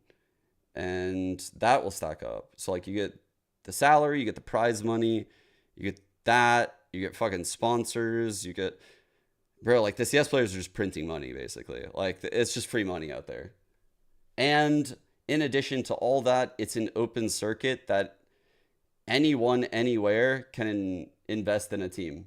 So even if you were to like fall off from being a tier 1 pro in CS, you could probably find some fucking rich person in fucking some random ass place to fucking pay you a lot of money. Whereas, you know, like in Valorant, you're kind of fucking cooked at that point. Like, bro, there's only so many tier 1 teams. Like, you're kind of fucked. reminder that Thief is playing against his former team, or at least some of his former teammates. So you just Oh, I totally forgot about the gambling money. I actually completely forgot about the gambling money, and that's actually the biggest factor in all of this, which is insane. Like, the gambling money is outrageous that some of these players and content creators get. The stickers, yeah. I mean, like, the stickers, I mentioned that at the start. So, like, that's also something that's in, like, I have a lot of stickers in the game. I don't get, like, cuts of that in perpetuity. Like, it's not like I'm getting cuts of my sticker sales right now in the Steam market. You know, like, that's not how it works. But while it's in the game, I did get, like, whatever the cut was. And it's good money. It's good money. Yeah, they're still trying to work for mid control. And MXS did a fake. They had I mean, the Valorant bundles are probably going to be higher. I'll say that. Whatever you think the sticker money is, the Valorant bundles are going to be higher. But maybe it doesn't matter because Much MXS fry YFP from the front, just from below the B site. So it's a 2 versus 3, and make that no one left. 3 for Vic this round. It's an 8-4 half. The experiment with the bundles is going to be like one of the craziest things ever when the stat comes out. I fucking can't wait to see it. We have never, ever been advertised to for a microtransaction like this. Ever. Like, and the numbers have to be fucking crazy. Like, the numbers have to be crazy because it is being heavily pushed on socials, on the live broadcast, on the co-streams. Like, bro, it's everywhere. There's never been a microtransaction like this. Like, individual player stickers are going to be a drop in the bucket compared to whatever this number is going to be. At least that's how I feel about it. It's fucking crazy. Play this for YFP now. You needed more rounds on the attack because he had this double duelist composition, yet still very doable here on the defender side at map like split. Like, the way we're fucking like introing the teams in Americas, and we're simultaneously getting like G2 walking out to a buy the bundle song, and then like in the lower third of the screen it's like buy the G2 bundle, and it like shows their shit. Like, that's on all the fucking games. That's an ad. But like, you don't perceive it as an ad because it's part of the game, but it is an ad. And I think the numbers for this are going to be crazy. I love how Riot approached it, and like, I give them so much credit, and I praise them for how hard they're trying, like, because they didn't have to go this hard. For it, but there's so many players from MXS right now on this head towards the A site. Yet a fake, moving back towards B. And this is actually a good opportunity right now for YP. Thief is pushed all the way out towards B main. He's going to hear all of this rotate. Penny just has to stay alive for now. Penny doing their best, and Ooh, that's a big trade. Penny could have got that. Damn. What? 2 on 2. Speaking of 2 left Good from cam, each though. side, and that post plant, Vic will get Got a it good down. camera. No heaven's clear. That's kind The of 2 big. that are left, you spotted them at the A site last time. Now Vic's got a good Physics little still has a I'll swing on your flash. contact type Bones with play. nothing but hope and trust in his teammate. As Here Vic we knows go. there's no one in Good heaven. timing. And you caught Physic lacking, no flash bones at 9 HP, and Dream. Well played, Vic. Will die as MXS take pistol. Yeah, unfortunately waking up from a nightmare that he lost the 1v2 attempt, but he was low on HP. But you can definitely see from the defaulting that YP had, right, as we're introducing the split and this composition, and It was mid B. to be an anchor player. It was for mid B YP. on Icebox. It was a mid B split on Icebox. It was a mid B on Icebox. Where I'll literally like, I'll just show you. I can't remember like the details. That's the problem. That's why I'm looking for the clip. Like, even though we designed it, it's like I couldn't tell you what it was anymore, because it was like one of those things where once this guy made a video, it might have been TMV. Like, honestly, TMV might have made the video. MXS wait for the Trailblazer to see what Seems fire like gets something drawn TMV in. would do. Mata Satchel is in, and then MXS smoke off heaven. They have people pushing ramp. They succeed at every engagement, and Bones is in a 1v5, and yeah, catches someone overextending, but MXS is like 8 takes. are so perfectly executed, it doesn't even matter. MXS up to 10. You already saw the lineups being set up at the beginning of the round here where they wanted to land that. Orbs being thrown on the top of that Heaven 2 just to decay and corrode anybody who's trying to walk across towards the entrances to catch MXS off guard as they're flooding inside the site. So very, very well done at that point, staying far behind from the bottom of the E-ramp, understanding their fun against pistols. Now what happens here on the attack, we talked about it, right? About the setup that you currently have from YFP. And MXS, do you want to move middle to fight against the initial util? Waste that util early against Jonah, who him on this side, on his side rather, went for full shields, which it means might he be only this has game one that snake bite. So therefore, less utility to the late on middle. The responsibility continues to be very hard. Jonah is quiet, and he's walking into his smoke and into a flash, and the boom bot will put Bonus in an awkward position. This is looking over. Able to get his gun out in time, and now it's a two-main advantage for MXS. They converge into B. One side holder there, the neural theft will reveal Thief, who at least can go 1-to-1, and reinforcements from Physic came in to at least get a trade in place. Penny, this is still doable, has the dash, but is going to stay safe in heaven. As MXS I just spotted the little man bun there out of Penny, but this is going to be a tough plant to try and prevent. Penny, Spike planted. Smokes down. See, they can bait. Good reposition. Out of MXS. Oh my god. Penny, not spotting anyone on the backside, but spotted someone at the door. Could get weird now. And this is just a horrible place to try and push into, especially now with the snake bite. But not knowing if the second person is there is the question that Penny has. Heard someone stomping though. Penny. Fire in the hole! That's his own stomping. He's trying to make noise. Oh, type of noise. Oh fuck! Let's go, Mata! Let's go! Holy shit. NT, Penny. Honestly, NT. That would have been insane. That actually would have been insane. I'm not gonna lie. His timing on that peak was pretty fucking crazy. Came up super early. They're like, oh, well, holy what's shit. The timing? Nobody saw us, and we never really were contested. There was an opportunity, or maybe a read that Jonah was trying to work around that orb, and they upped the tempo for MXS, got that pick, and really opened up that site. But a very nice attempt, at least, for Penny to try to win that round for the team. The YFP, they're in such a broken buy right now. MXS being as aggressive as they can. Off the paint shells from Mata clearing that main door. Now they're smoked off there by Thief. He's not gonna be able to hear them leave. MXS cut noise. Vic is having his util being dealt with because Penny's being aggro at A. But still no one dropping quite yet in the early round. Toxins going up.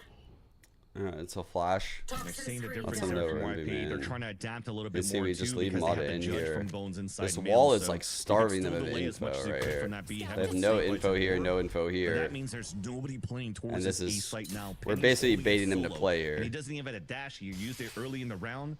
And he's pretty much in a gambling a spot here to try to anchor for YFP. Vic got all his util dealt with, so like he doesn't it know doesn't how many clear. are at A. It all depends on if MXS can successfully push mid, try and maneuver their way into A. Oh wow. Every time I think the judge should get like 2 or 3, it gets like 1. I don't know. Races are out. MXS will send a bird, a flash. It never gets like the multi-kills I think it's capable of. Looking at the corner, Physic will upgrade his weapon. Oh my god, the mid-rounding is perfect. Look at this. Now MXS We've mid-rounded into this perfect 1-on-3, but we have 10. 10 on the clock. Big fight here. Planning backside pillar. Oh, fuck. 4. Good plan. Alright, 3-on-3. YFP's retake is around the 1 kill on Brock. And no Shimima is old, but I highly doubt we see the Viper pit. Unless they get an early pick Might see the against Brock right Seekers. now. The long range fight on the top of the balcony, not looking good. Oh, Doshima got some damage into Oh, that. fuck. Oh, fuck.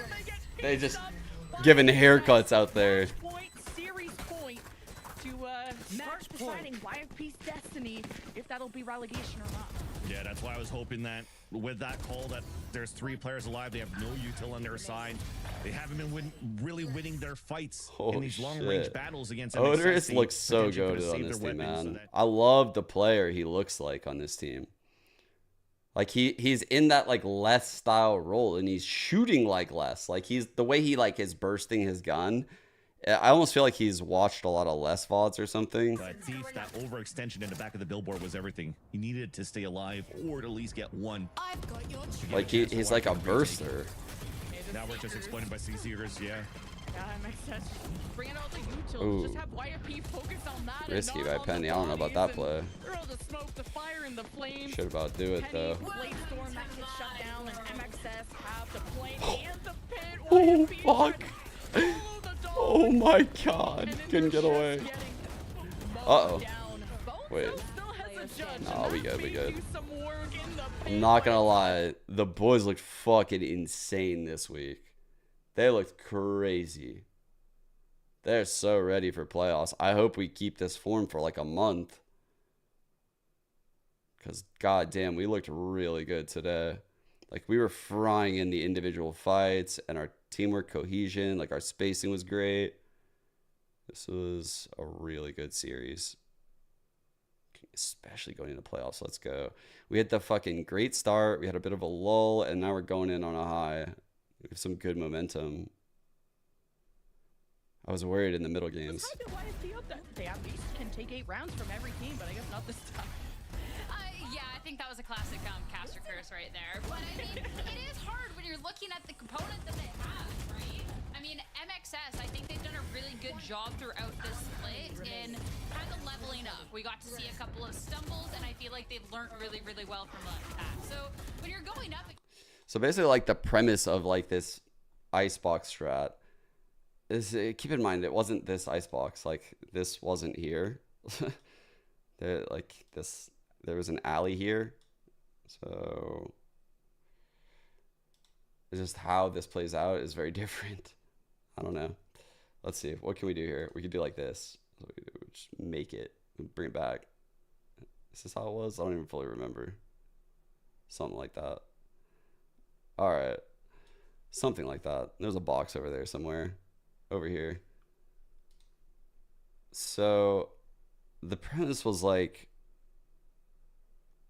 trying to think who went where. Trying to think how it was done. I don't fully remember it. I'm gonna like wing it. I'm gonna fucking wing it. There's like maybe like the Sova dart that landed kitchen. And it could like ping outside. There was like some kind of weird dart we would do. I don't remember. But the Sage would come through under. I don't know if you're running jet or chamber. I can't even remember. I don't remember. It might have even been raised, bro. It might have been no duelist. Like, I don't fucking remember. This is what I'm saying. Like, I need to see the clip. But we had Peter wall across this. So you see how, like, defenders can see through this, like, from spawn? So his wall blocks this. But the thing about this wall is you can actually come on top of the wall and jump into the kitchen. So, or onto this bridge. So he would run along the wall like a little rat, which simultaneously is helping us plant like for mid, right? So like we would plant either like here, and there'd be variations where like depending on how the other team played, we would like drop the wall in a way like something weird like this, and we could play a post from mid. Like there was a lot of like little variations that we had based on like what a team was doing, right? But the key was like this wall and him jumping up like that. Someone would go with him and plant. If we could, we would plant top site, but it would be a struggle sometimes. But the Viper would be like lurking mid and end up going like up the tube and meeting the Sage, if I remember correctly, is what I had the Viper doing. I think that's what I had the Viper doing. But the Viper I think the Viper actually went this way. Because my spacing was like, I wanted two people to go this way. The Sova would be like here, just like throwing that dart and then like insta-droning as pressure. There'd be the wall, and the wall would basically like go up early to show we wanted to take B control. Probably want to leave the gap for the lurk. and put a lot of pressure on like long B. And meanwhile, this is like happening at a very fast pace. But we also had a fourth player going that way, and I don't fully remember what I had them doing. I couldn't even tell you what the agent was. I don't know.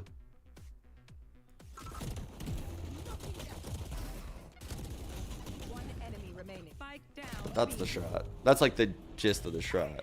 Is like using a sage wall in that way is something that I could have never created. Which is like the point I was trying to make earlier. Is like, you know, it takes a lot of effort to do something like that. And once we did it, it was like I'd never wanted to call that again. Because someone made a fucking video and it had 20,000 views by the next day. And I quickly realized like, oh bro, like we could design the craziest strat in the world, but like if it has a blatant counter because it's very unique, then we can only run it like once or twice or in like very unique scenarios with high pressure. Like, so that's another reason why you see a lot of teams just run the default comps. Because they're very flexible. They can do it all. That's why they become meta. You just kind of like, there are adjustments you can always make.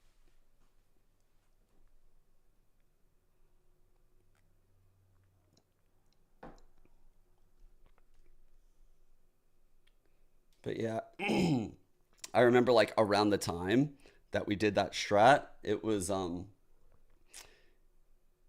maybe it was like before or during our challengers run, because we like almost qualified the first time and we qualified the second time pretty cleanly.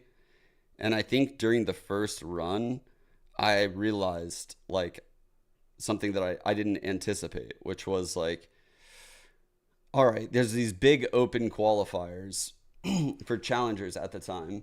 And let's see. Oh, yeah. Yeah. Let's see what... This might not be the exact one I'm talking about. We might have run it twice. Because we played some games like off stream, right? And this is what I was going to get into just now. It's like when a game is on stream, then that means, especially in an open bracket where you can't show all the games, it means everyone's eyeballs are on it. And I don't know. I wasn't very comfortable running something like this a second time. I feel like it was insane when teams weren't, like, didn't know, like we did in practice or here. But you can see, so like pushback A. So if I had to like redesign this right now, I would probably say like not to do that. Let me see. Did I take attack before this?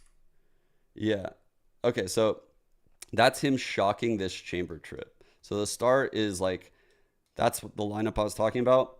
To be honest, I don't think that you should push back A like this, because on a mid B, you almost want those players like fighting for that ground. Like pushing them back into mid isn't a good idea. So I would probably prefer to do it at like a pacey, like 5-10 seconds into the round. Like not off barrier, but very close to off barrier. If I had to redo this, because this, like the pace of this is kind of fucked right now in the current meta. Like the pace is fucked. I'm thinking about like, would the current meta like beat the strat? The answer is yes. In the current meta, yes, based on what I'm seeing now. So the drone through to like pull these people. So like this is good. This is like a concept I kind of used in CS a lot, right? Where putting a lot of pressure here, putting a lot of pressure here, but low key, the play is here. Like you're pulling people away from the play. You're trying to get them to show their hand and say where they are.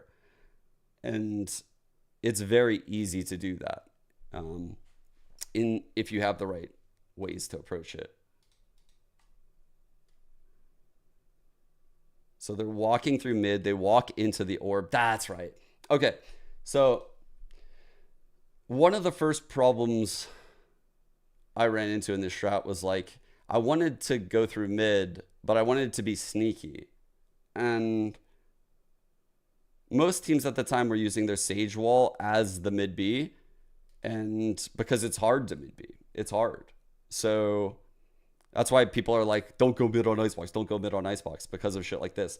So in order to save the Sage wall, had to use the Viper orb here, and then the Jet has to dash across this into this corner while clearing this.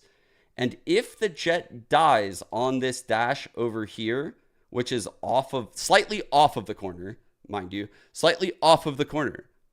And the reason why it's slightly off of the corner is because if there's a player playing there, they're going to shoot the Jet and it's going to be a free kill. But you don't want the Jet and the Sage to line up. So the Jet has to be slightly forward of the Sage here, dashing like to the left a little bit, but also not visible to top sight. And if someone kills the Jet from the corner, the Sage can just literally shoot through the orb. Like, it's a free kill for the Sage. So you can see, like, I had to think through, like, how can I save this fucking wall? How can we do this? Like, this is why it's so difficult to, like, cook up these strats and to do certain things with certain pieces of util. Because I'm trying to figure out how to get this Sage wall to where I want it to be. And these are the things that need to be done with this comp to create that space.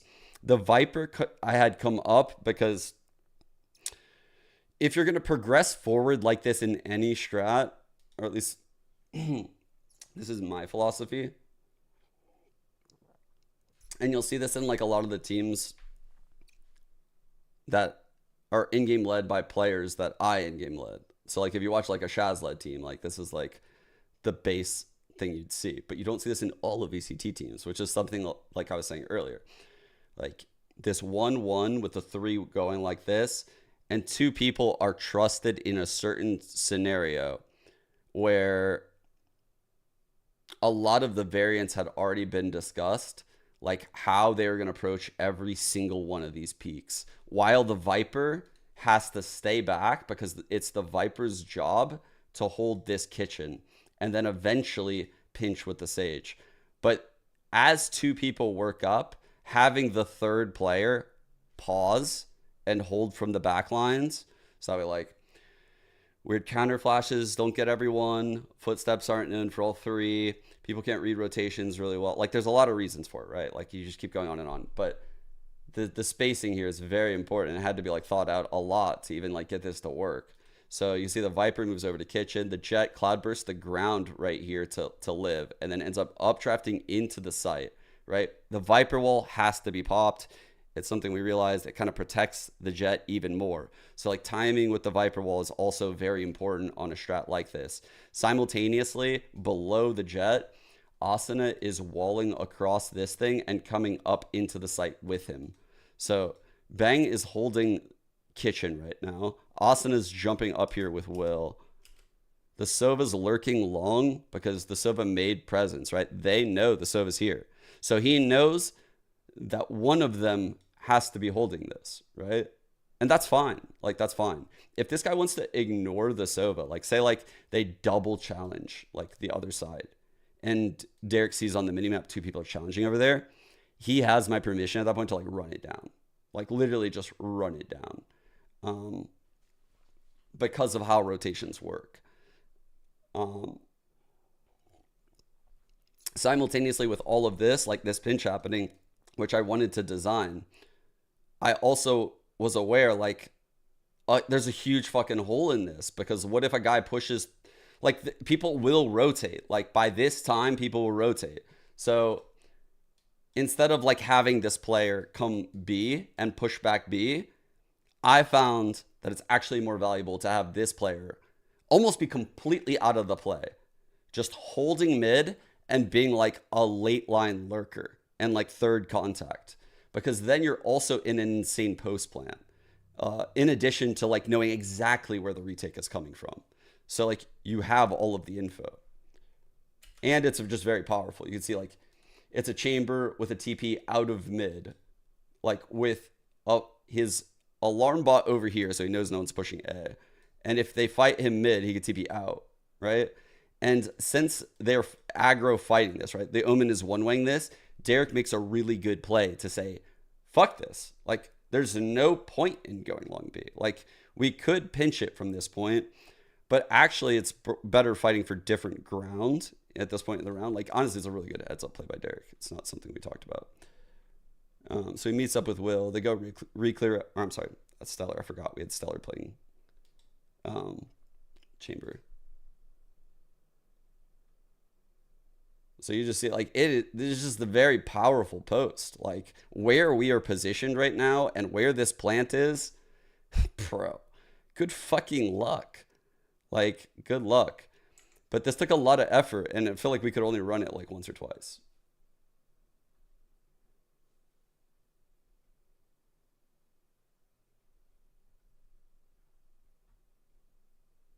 No, I'm not doing old lotteries. Someone asked like what my favorite strat was. And then I just started yapping about like changing comps and like off meta comps and fucking, I don't know, kind of fucking shit. But that play took like the collaboration of like fucking 5 people, you know? That wasn't something that I can just sit there and create. Like, I could get something close to that, right? But the definitely pro level players helped me massively and helped me find deficiencies that I was overlooking.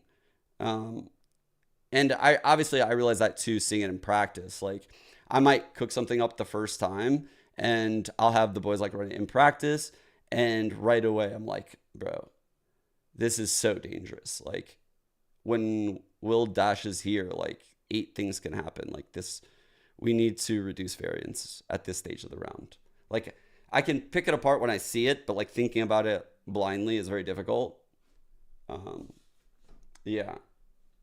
And teams that I know cook like that are the best, which is basically how we got here. You know, like that's why I was yapping for as long as I was. The teams that cook really hard and go in service together to create entirely new metas and game plans are often better for it. More often than not. Not often. More often than not.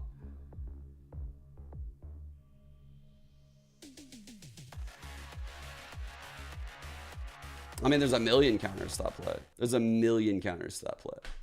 That's the thing. It's like that mid B split. I understand that that strat has a lot of counters. So in order to run that strat, it has to be run in the right time. It has to be run when the other team is afraid of your B take and the other team is afraid of your A take. And you've shown you can run a slow default. So you're kind of like bullying them across the map and you're forcing them to play like your style. You want them to play back in that round. You don't want them to like have a mid setup and think it works. You don't want them to fucking have like a run it down A strat. You have to punish some stuff ahead of that strat probably. Or at very least, you have to be a team that's feared.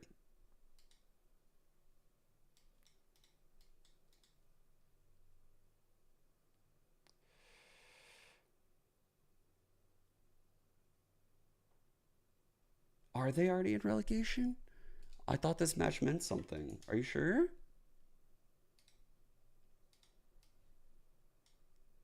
Oh, wait. No, you're right. You're right. Wait. Are you right?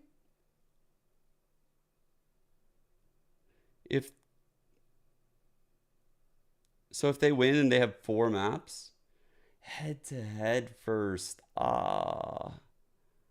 Brutal. Wait, so in like a 2-way tie, it's head to head, obviously, and then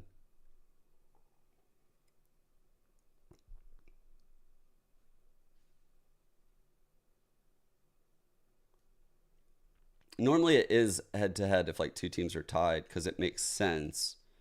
If 3 teams were tied, they wouldn't do head to head. They would go to like maps, you know, or rounds or round differential or whatever. Like they would have to do that. because there's a scenario of like one team beating one, the other team beating, like the rock paper scissors scenario, you know. At least the silver lining for Thinking Man is that it wasn't actually they shouldn't be 0-4 because they still came out with good compositions, good ideas week after week, and made it difficult against some teams, but just unfortunately couldn't close it out. Do I feel let's hear about running that later in the same tournament?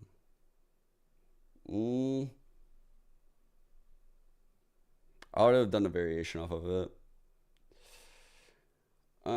The way I would do it is, since that strat is so unique, I would probably do like a fake off of it the second time I ran it, because the other team, I would give them all the tells. I would literally like telegraph them. I would make it so obvious that we are about to do the strat that they think we have, and I would go A, right? Like that's how I would use it the second time. And then the third time, I could do whatever I want, because at that point, you know, like I have fucked with the brains of whoever's watching our VODs, and they don't know which way to go, right? I would show 4 different ways of the strat rather than running the same strat again. That's what I would do. I would show like the fake off of it to A. I would show the fake off of it that's like a 4 walk out long B. I would show the fake off of it where like 3 people like walk through the mid orb and go A. Like, I would do shit like that. That's how I would do it. I would not run the same strat again. And if I did run the same strat again, it would be like after all that shit. So that way, whoever we're playing is just like, bro, what do we fucking try to counter? Like, what are we doing?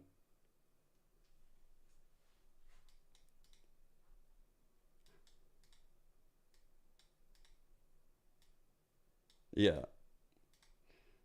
Like, as a coach, I would abuse the fact that the other team has seen our strat.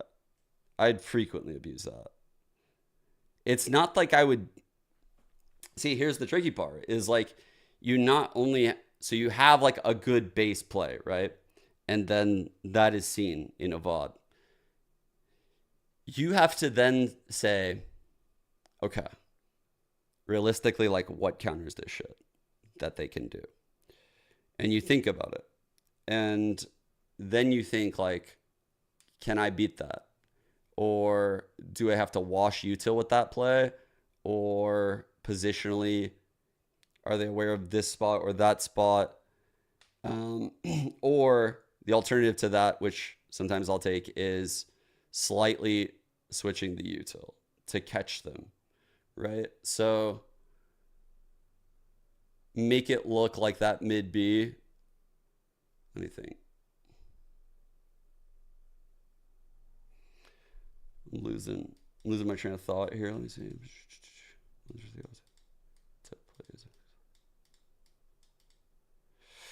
Yeah. Kind of lost my train of thought right there, truthfully.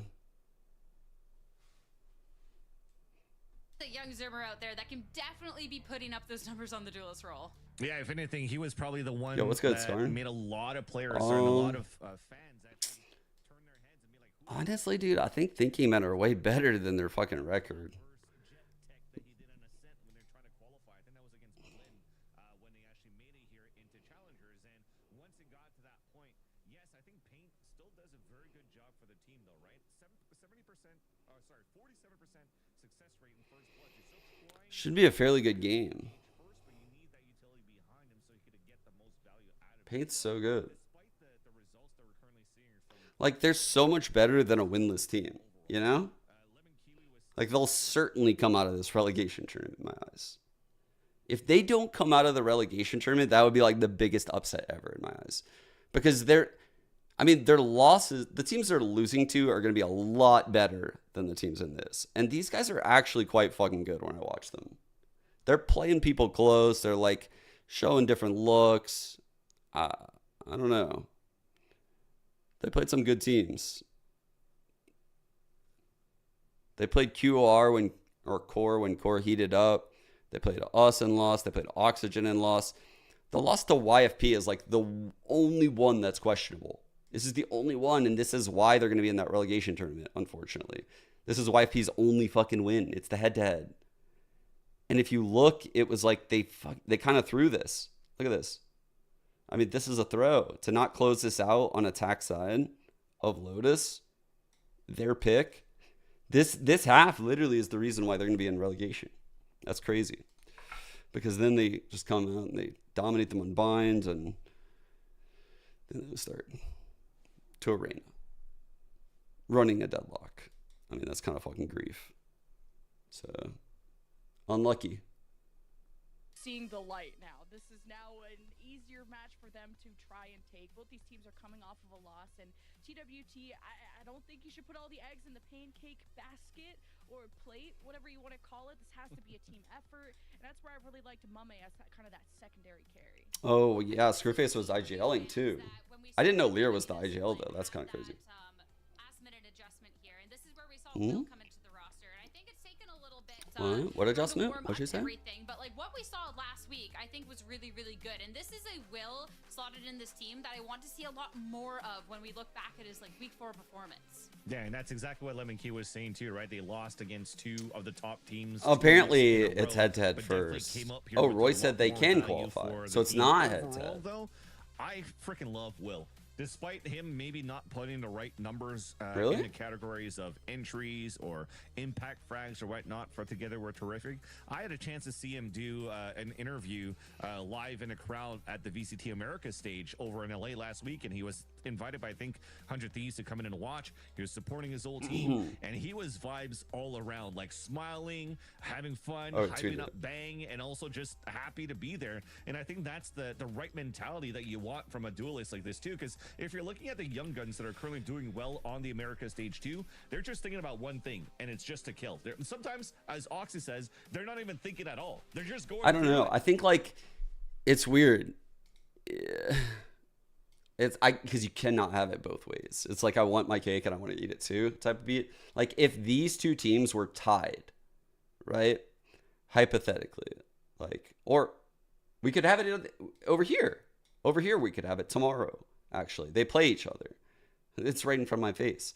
So Turtle Troop plays M80 tomorrow. If Turtle Troop wins, they will both be 4-1. And in this scenario, I would definitely want the head-to-head team being the top seed. I think they earned it. They won head-to-head. I don't think it should go to maps in that scenario. I don't know. But in like the scenario down here, when we're looking at the worst teams in the group and one of them goes to relegation, I low-key think like the maps are more important. It's like how well you competed amongst the field. But like as the first tiebreaker, like who the fuck cares who's the best out of the worst teams in the group? Like that's not a very good showing of who's the better team. I don't know, but you can't have it both ways for sure. So it's just like a whiny ass thing for me to even bring up. To default a little bit more, but I love that you're still able to bring a little bit more fast pace into the action, and this is something that Thinking Men could actually really do here for the roster in terms of that composition, because overall when you're looking at that team, we just mentioned it, they like to think outside of the box, right? They're coming out with new things. Last week, if I'm not mistaken, they were coming out with like a Viper and a Sky in their composition as well to play on Ascent against Core. So at that point, you're starting to see that okay, they're actually cooking and or thinking and cooking above that just to figure things out. That's a little bit unorthodox. It's almost there, but when it comes down to like those Hail Marys that you're trying to come out with these crazy compositions, then you have to knock it out of the park off the get-go, because you don't have that many reps to try to practice that as you go week by week.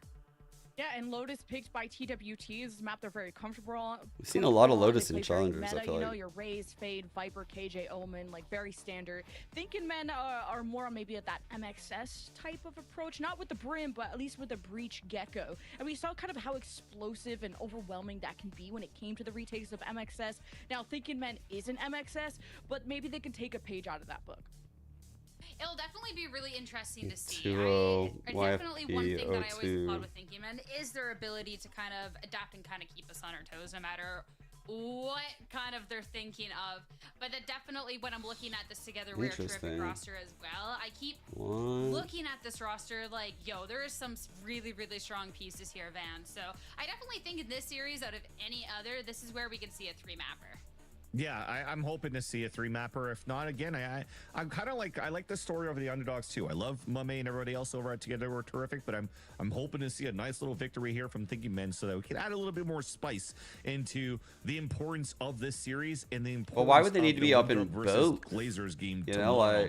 like, 'Cause if I'm not, again, if they lose, confused. I'm now it's just confused pretty why much- they need like all that shit, right? Like, shouldn't it just be like they're in a tie with this one team?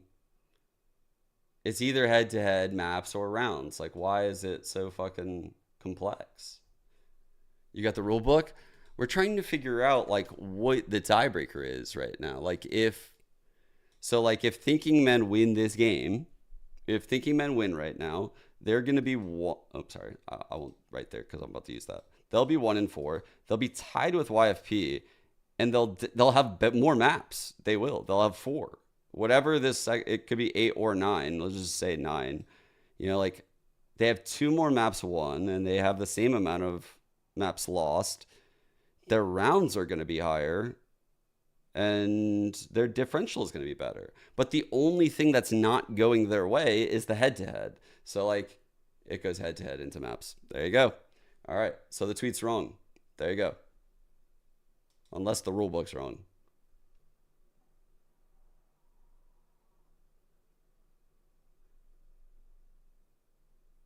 Record head-to-head if in same group. Map for yeah. So yeah. Okay. This is a team that is destined for relegation. We're going to be taking a quick break, but after that, we'll have our series ready. Stay tuned. Someone said Roy tweeted something. I don't know.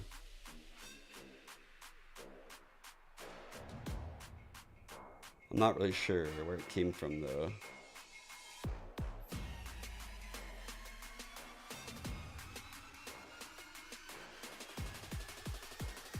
Soon.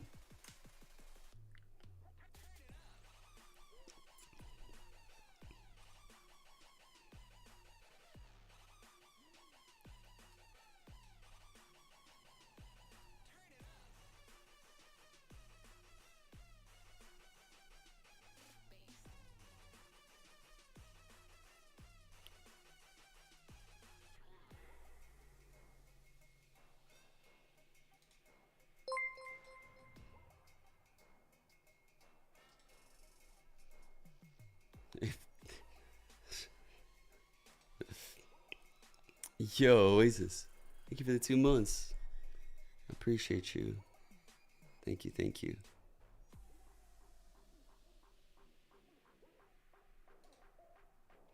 I gotta go get some water while we're on this screen.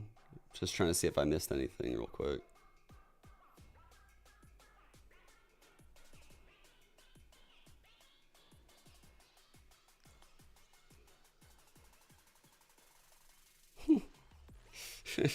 I would imagine so, Flowers. Yeah.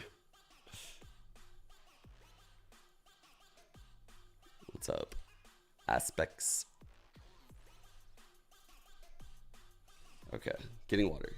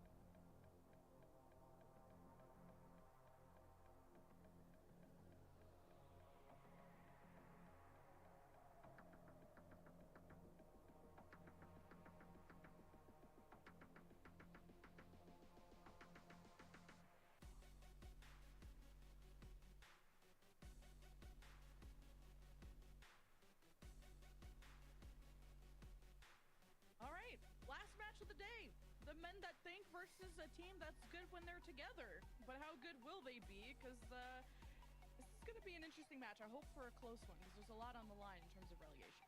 Yeah, the TWTW will stand for Will today, so he's going to step up to the plate, and then we're going to see a great game and a great series. But of course, again, I want to be biased.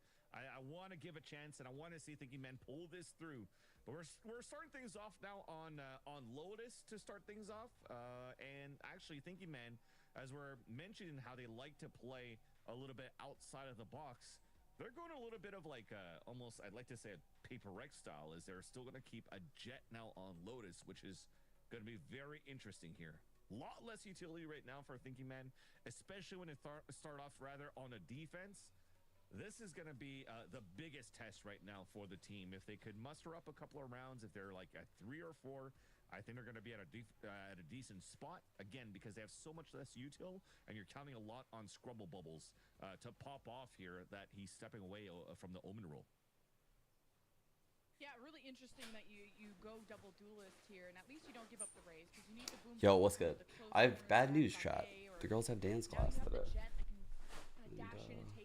I got their tutus. I got it all ready. I don't think I'll be able to watch this whole series. The other side, very standard, and Thinking Men will be on the defense first. So how are you going to measure that aggression?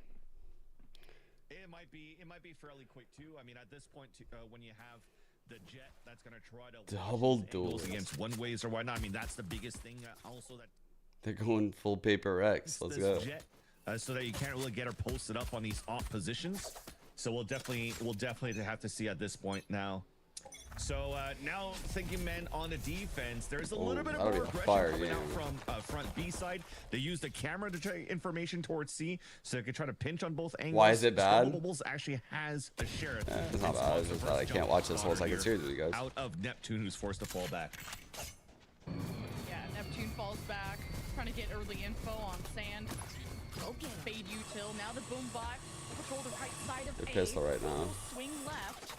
And this is a good take, but the biggest issue with A is not how you take, it's how you defend, and getting pushed off the plan isn't ideal. Great job out of Thinking Men, and the pink shells to force them into good flash.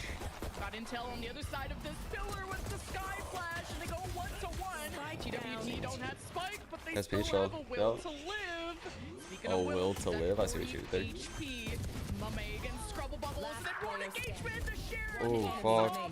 And now Scrubble Bubbles available. just be on the flank. He is just Oh, that's Anderson, yeah? Okay. Okay. I didn't know his Jet was like How that. do you win that? How did they win that 1 versus 3? There was definitely the double push that they had towards that drop was really good there for Together We're Terrific to fight that area, but to allow Scrubble Bubble to find that timing. That's what we're talking about too, right? Try to find the timing. And the biggest fight that they had here for Together We're Terrific, because Scrubble Bubble wasn't actually winning those shots here towards that A-main site. That was a great opportunity for Mame to get close range, right-click classics, get rid of him, and then that was a different story. But once that kill happened and he gets a second body shot and a dash activated, you saw that turn around and in favor there of Scrubble Bubbles to try to win that game. Dude, that's back. sick. And of course, as soon as that map was over or that round was over, we had to call out for a timeout here, a technical pause as we're waiting for us to get back. I'm pretty sure that's from IKEA. I'm pretty sure.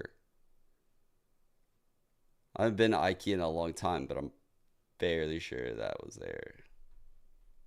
From Thinking Men to just deny the plant too and make it so time isn't a weight. How did on I your like coaching shoulders. Will? I loved it. Although retakes are generally very quick. Will was an amazing player. Like, so far ahead of like where I was at his age. Just like how he communicated, how he just grasped like what his weaknesses were, communicated like the need for help effectively. Like he did a lot of like things that a fucking really emotionally intelligent person would do. Like Will, I think very highly of Will. I think very highly of him. And he's like a great kid. He's such a good kid. And everything still worked out on how they adjusted. His work ethic's like amazing. Again, I'm going to repeat myself on that one because and the players on the team loved him. Was really outside of the ordinary on how they played that round. So Thinking Man, they're able to win that pistol, get an outlaw in that second round for Paint, who's currently watching that side at the bottom of the A ramp towards the entrance. And T2AT are just going to try to work together here. They have one sheriff. They're trying to get a plant down towards the C side. There's a lot of util here. Oh, fuck his dash. Oh, Scrubble missed his dash. Was hoping to get out. Really, they could have relied on the info from the Cypher to time that a bit better. But Thinking Men of taking care of one. Even numbers. Nice fights there by Reform. Uh-oh, traded though. Isn't ideal. And it's all up to Neptune with a sheriff of 23 HP. Good job by Paint. Not enough. Thinking Men pick the anti-eco. Yeah, for actually together we're terrific to get that many kills going in with, as we mentioned before, all they had was a sheriff and classics. And even First Blood came in favor of Thinking Man. They got rid of him right away. And then they just opened up the site. And already in round number 3, we talked about, you know, playing a little bit more of like a paper egg style. Look at their bonus round.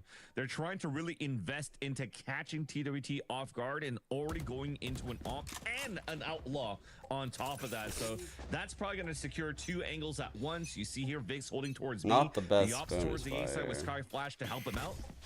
But this is a very interesting call for Thinking Man. Maybe you have late round grabbing orb, and actually it's Lear that's going to pick it up too. So that becomes a heavy investment now for Thinking Man in this 3rd round. I thought they'd try to get Bladestorm ASAP. Yeah. I mean, with this comp though, actually, you probably have to do shit like this. Like low key, it's probably like statistically the best play, because like winning the bonus and snowballing with double duelists is the play. I don't really have control of mid though, so you can always be aware of someone like Vix who could. Oh, they're definitely better than the records, 100%. Pinch TWT.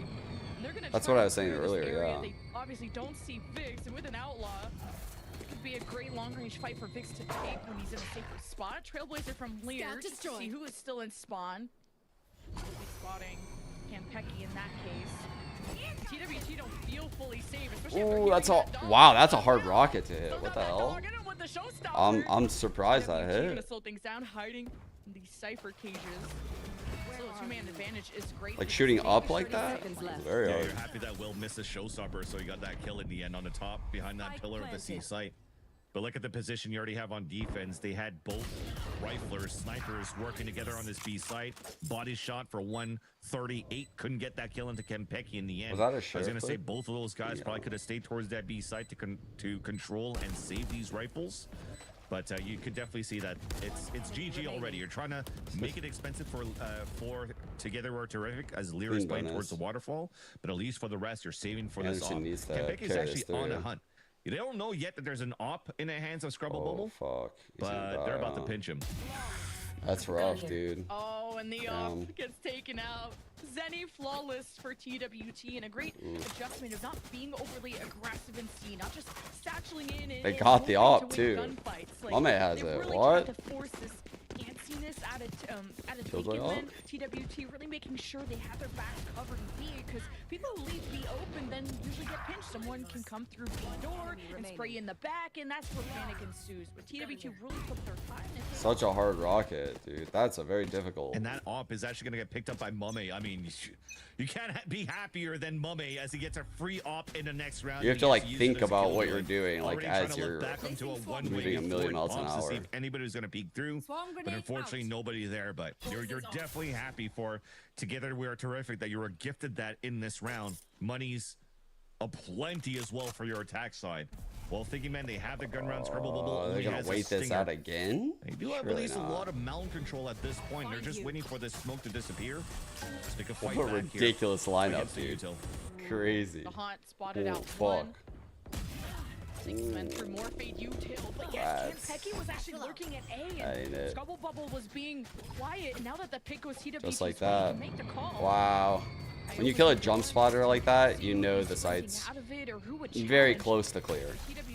If it isn't clear. Red carpet going to A. It is annoying for Lear to be at this A staircase with a snake bite there, but or at least they think that he's not there, and but Lear doesn't want to. Anderson is Scrubble Bub. Now you got Mame off looking at him, and that may force Lear to wait for more help, and that's where TWT want to push the issue. They oh my god! Oh my god!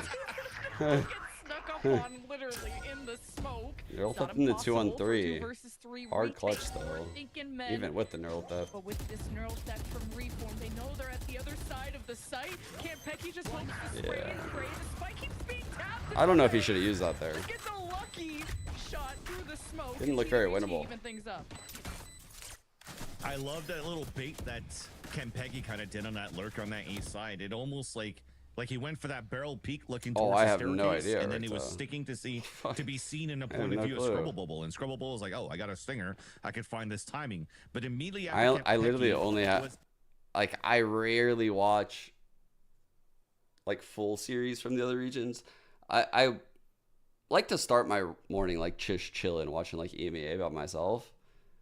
And sometimes I'll catch some of the APAC games at night for VCT, but the chances of me catching like other region shit outside of that, very rare. right going into the later rounds here. So Normally already just on this round number 5, pretty it's America's tied build. up 2-2 rather.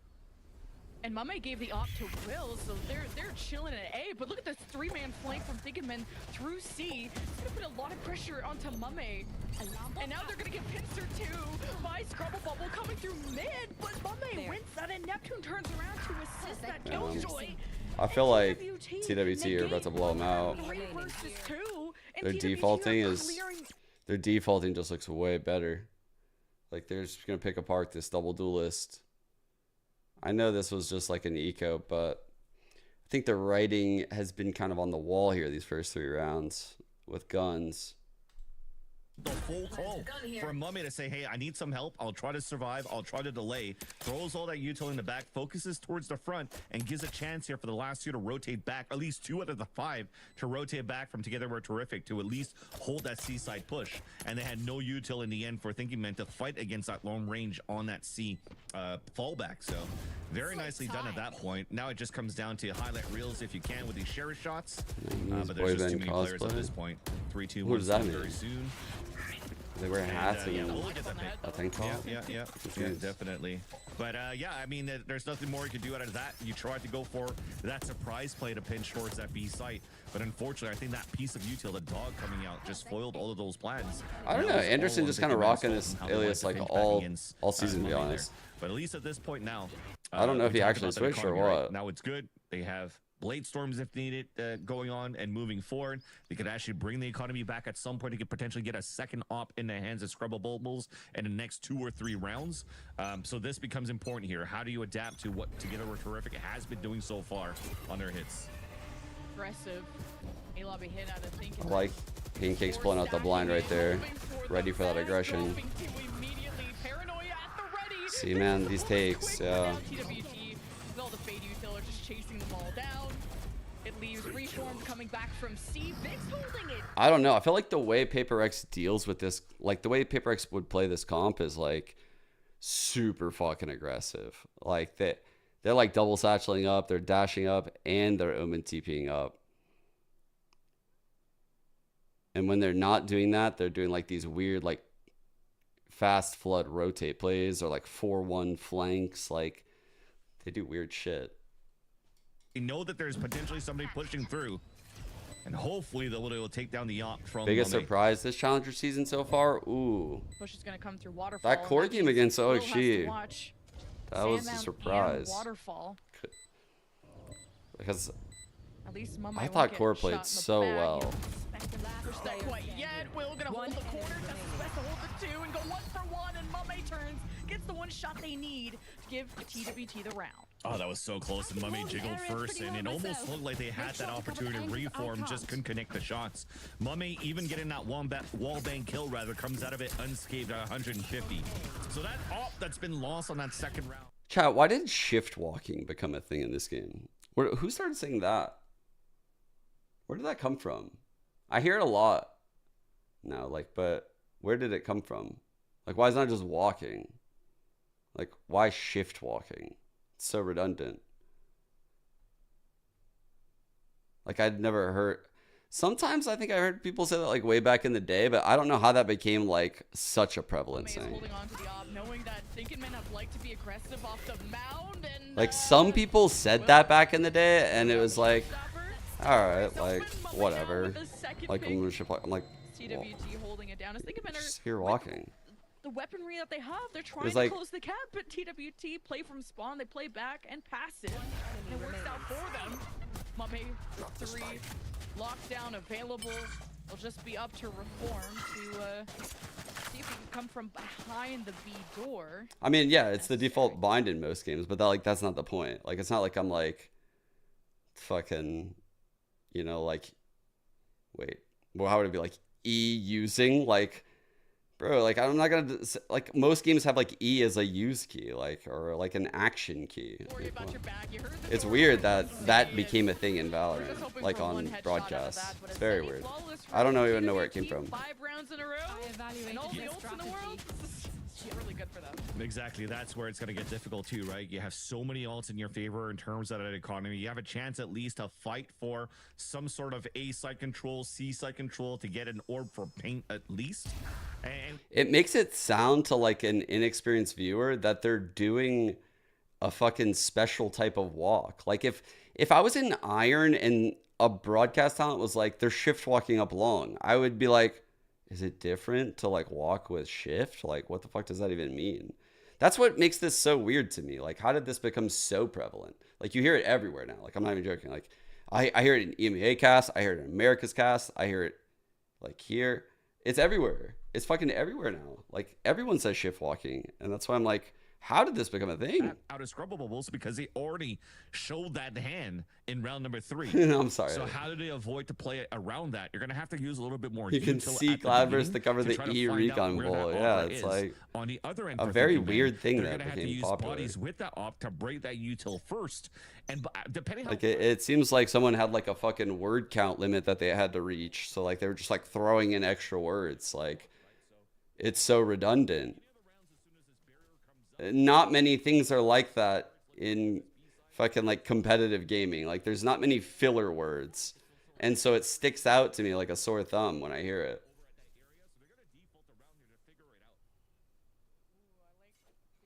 Being aggressive off of a sky flash and a dash, but it's been hard to push that B main when there's just KJ util usually waiting for you or pinging you, but that's dealt with. Thinking Men can just worry about pinching from the B door, and TWT have to have someone back here ready for it. They've already been discovered, so they don't really care about being quiet, but it's how they're approaching this left corner. The smoke is so annoying, but it will be Will satcheling in. You should run. Adding assistance, and actually they're just gonna early lock down the flush out. Wow, it didn't break it. Risks. Bro, Yeah, new and paint shells are unfortunately, until they shit. actually missed, they had no utility on top of that to really break down. They're not lockdown, actually so shit, they but- have to give it up.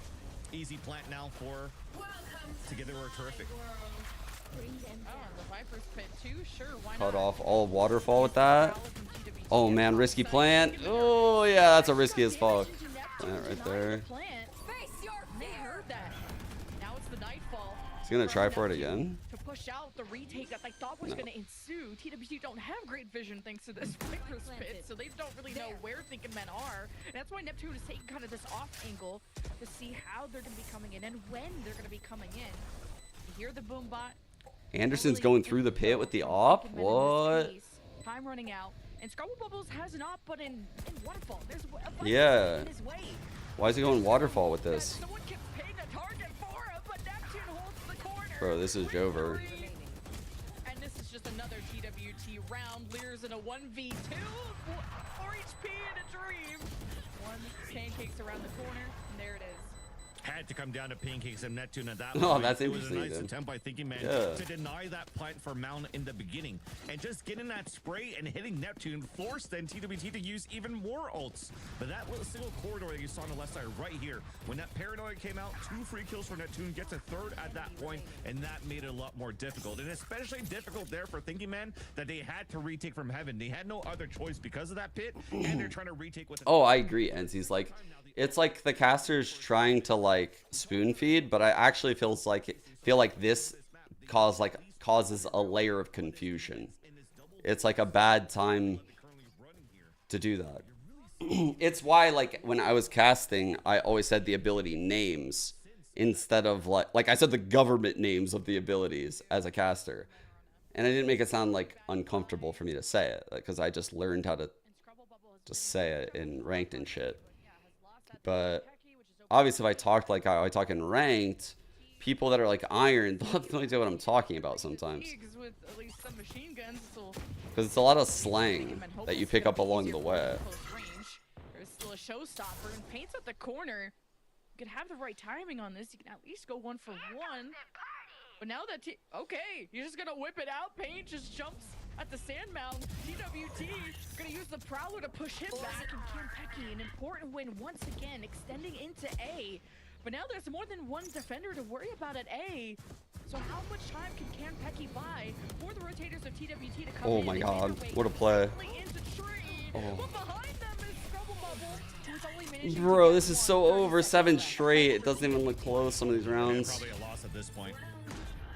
Definitely a loss at this point. Kentucky just once again cutting all rotations there towards that staircase. And I mean, what else could you really do at this point, right? You had a much lower buy. You have an ult finally in your favor. You're trying to do a high risk, high reward kind of thing. When you heard that orb being tapped, you thought that they were trying to engage and initiate it towards the C site. Jonathan Updraft. That got me. Jonathan Updraft goes crazy. Kentucky was at that staircase on that A side. So I respect it because you're still able to buy in this round here. You're trying to turn around into your favor with the blinded ult that you're trying to run towards that C side, and it didn't pay off. That's a simple thing towards that, and you're just gonna have to. Who do I want to win? Into round number 10. Man, I don't have much faith in Thinking Men, and I probably want Will to win this shit. So, Will. Yeah. Going Will. Position. Nightfall, thanks to that orb from Neptune. Prowler, check through tree. It's important for Scubble Bubble to get a pick. This could set up a neural theft reform, but they've already taken some damage early. It's TWT. Clear out Scubble Bubble, who's trying to help support reform, and they're both shredded. What? TWT just flooded into sight thanks to the Nightfall. Now have a pretty We're having some safe deep plan, philosophical gaming questions in chat. but with the Trailblazers, not something he wants to dog out. Good reaction. Yes, and Neptune There's hope. like, in the crossfire of Thinking Men. And maybe Lyra could save this round. The Seekers will reveal Mame in tree with the op. Just has to play patient. Now the dog is out of the picture. Now with the smoke in his way too, he just 30 doesn't have a good sideline. Would have to be forced in close range. He's gonna try and exit. Baby door is closed. So there's one less thing for Mummy to worry about. 1v3, the real thing to worry about is Snoken, it was Anderson. I was gonna say, I think it's smart that he was falling back right now so that he could save the op, despite them having so much money. Mummy's always been a really good opper. He's gonna open any second now. He just changed his weapon too. No more. So he knows the omen's in the door. There we go. And yeah, Vix is in baby door running away, and Mame will at least get the op back. It's good to at very least get the blind out, kill a guy. Yeah. Considering the economy difference between the two teams. Good attempt. And that's why, like, Yeah, he was a jet player. Remember when he had that like was he opping on like Omen or Astra where he was like 16-0 or something? You remember that? I think it was an Omen maybe on Ascent. I don't remember.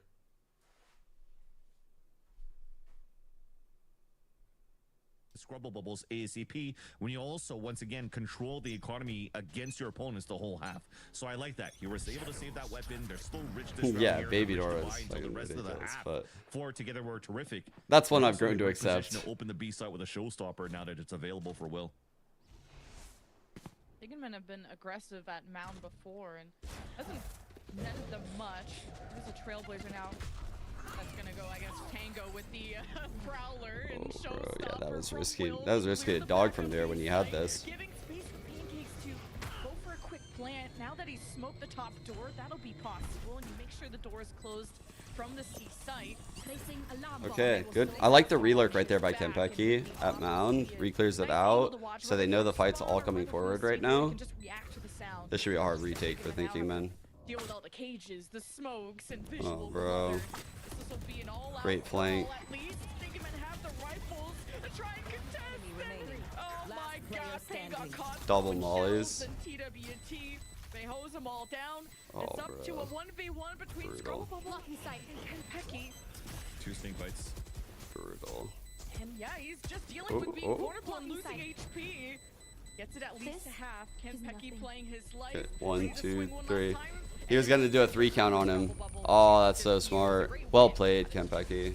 Kempeki continues to have such smart plays in the last few rounds. They'll lurk up on the staircase, running through and just using utility in his favor on a 1v1, where there was, again, very hard for the defenders to hold I forgot a it was flood from Thinking Men because they have an op to hold the post line in such a tight angle. And it was a nice attempt here. I mean, the trades have been beautiful for both of these teams. It came down to a 1v1, and then it came down to their smart plays from Kempeki. So nothing really you could do. You played the retake because of the showstopper from Thinking Men. And they had the camera the whole time, too, to figure out where the positioning was. So they did their good job initially. Ooh, that hit? No, it didn't hit. No. Man, that looked bad. I feel like he had to use... He had to use, like, his updraft, a smoke, a dash. Like, he had to use something right there. Just negated Scrubble Bubble's impact when it comes to having any kind of presence at A. Now the site looks weakened, but TWT still like to take their time with it. They can always just pivot away, and they've already fake opened the door. Baby door isn't open yet, so There. TWT have options. Wait, what? What? And I love how they played What are you saying? with their food to get a terrific buying outlaws in the beginning of the round and just trying to get outlaw kill spams through the door into A main, which actually did come in contact against Scrubble Bubble where his daggers didn't work.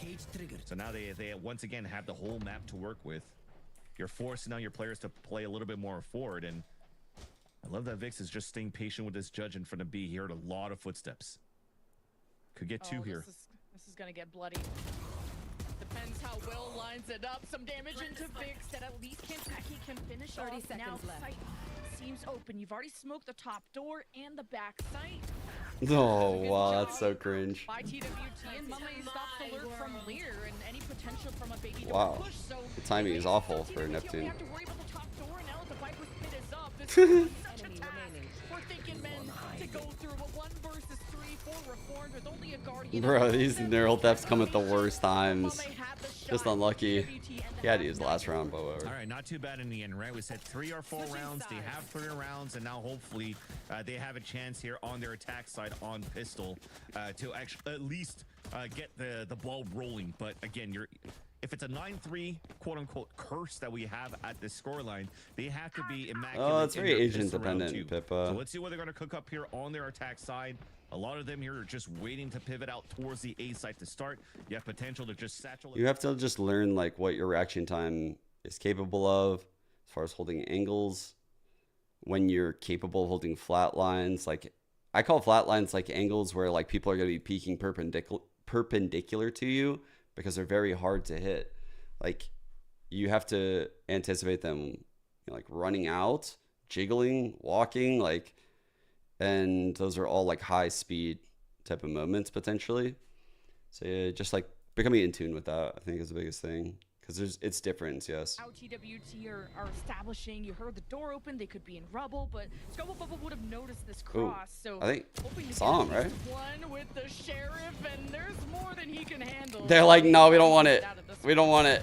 And the good thing for They realized it was a trap play. is that they're not playing a Sky here for they were terrific, so they can't get the heal up onto Will, who tried to go for a jump peek at the beginning. Actually, was Those C's and A's were cooking us last week. From the attack side over to C, where there's only one player who's playing there. That's Kempeki. That's going to be forced to just wait for his team to The reach. C's and A's waterfall chat. Oh, fuck, this planner is cooked. This guy is so dead. Oh, they tap. Oh. Oh, they know. Oh my god. Good play. They thought, chat. The men have thought. He's got the assistance of a second duelist to give Thinking Men pistols in the second half. We've seen this before, right? Where it was, hey, how do you actually win this? Oh, we just shot better. So they shot better there on pistol round in the first half. They did the same thing on the second half. All nicely done here by Scrubble Bubble that spotted 2 players being both the raise and the fade Shields? on that sign. So that was the instant call for them to pivot back towards the C site. And we talked about what more util do you have here once you commit towards the site. It's a flash to assist both duels together to fight towards the waterfall. So keep that in mind when you're starting to see Thinking Men scale a lot more inside the map here of Lotus. Oh, forward KJ turret. Well, at least you'll hear a few different guns go off, so But it doesn't. That information, how useful is it? You know that maybe they'll go for orb. You wouldn't expect Mame to swing because it's just Kanpeki there. Your Omen's on the They're other so side. scared of all these trap plays, man. Not really much TWT. TWT did so many last week. Besides, know that they can, are still there and they're still fighting for orb. And there's no one in B from TWT to make any kind of pinch play out of it. But maybe it gives a chance for TWT to extend through A and be more aggressive through rubble. But no, TWT are playing safe. Yeah, just mind games. Smoke just came up. Pancakes maybe could throw it once again towards the C sign. Reform's trying to create a diversion at this point, but they were just gambling that it was a default C back to A. But instead, a little hesitant. Okay, they're good. They're using nice. Well played. Take down Kanpeki, and now you can commit. I was scared for a second that they were like getting pushed off. Shows how to paint it. Trapped Kanpeki in that corner, hoping to at least go one for one. Reform with one. Going for a second. Will at the top of the door. Spike is still planted C. Is Reform at least one. Oh shit, there's the C's name. That's so ridiculous at this point in the round. A 2-1-5. What? A 2-1-5 C's name. That's so unlucky. Watch waterfall. I would be so mad. 2 left and only a Hawk available or a Prowler available. Yeah, they want Lear to chase just so they could get ult orbs ASAP. So he gets a kill, he dies. Actually, yeah, he got one. Okay, so he got that. That means 2 orbs for him on his side. The good thing here on the other end too for Thinking Men is that they look like they wasted a C's nade towards this B site, but getting that pick will also allow Will to build up his ultimate as this raise. So you're playing the long game here to get over terrific, especially when you're in the lead at a 9-3 half, now 9-5. You're still in a comfortable spot to do a little bit more damage here, so that you can get that showstopper up ASAP. It doesn't really matter what you're giving to your opponents because you're just comfortable with. But you're either walking or running, or you're like you're neon and you're like sprinting like hella fast. Big comeback though for Thinking Men. You just run faster. On the right foot and dashing in right into the line of fire. Scrubble Bubble in trouble, picked off by Pancakes who. It sounds like a different style of walking, like how people always make up those weird ways of peeking, like the fucking blob peek or whatever peek, like the pop and swing, you know, like those are all forms of running or peeking a player. But shift walking is just walking. It's like you're saying the same thing twice. You're just telling people what the default bind is, which doesn't really make sense because they could easily change that bind.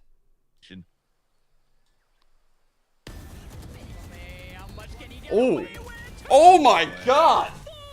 What? That was fucking nasty. Wow. At that point, I mean, they kind of cleared it. Reform was already watching at that spot, but when you're I really am. I know. I know. You almost want. This is definitely like old man yelling at clouds type shit. Spot, right? You're already 4. Have your 2 guys already watch towards that left side of the mountain. Now have your 3 guys watch towards the mountain and only 1 guy check. And that makes it a little bit easier from a I mean, man, let me look at man, just 3 kills, man. Yeah, that's Mummy right now. That's where it came from. It came from crouch walking, bro. Because people say that. That's the origin. The origin has to be crouch walking. Because that's actually like a call a lot back in the day in CS.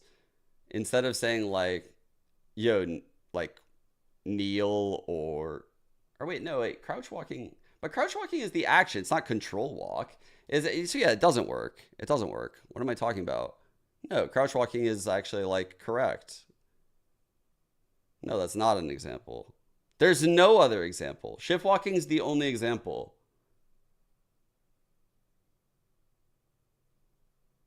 Shift walking is the only example I can think of. You don't do like fucking space jump. M-wheel jump is one, actually. M-wheel jump is one, actually. Fuck. He mouse wheel jumped. Like, that's a specific jump, though. You know that jump is different than the other jumps because it happens at an inopportune time. So, an M-wheel jump actually has a different definition than jump. You get what I'm saying? Teleporting in and out.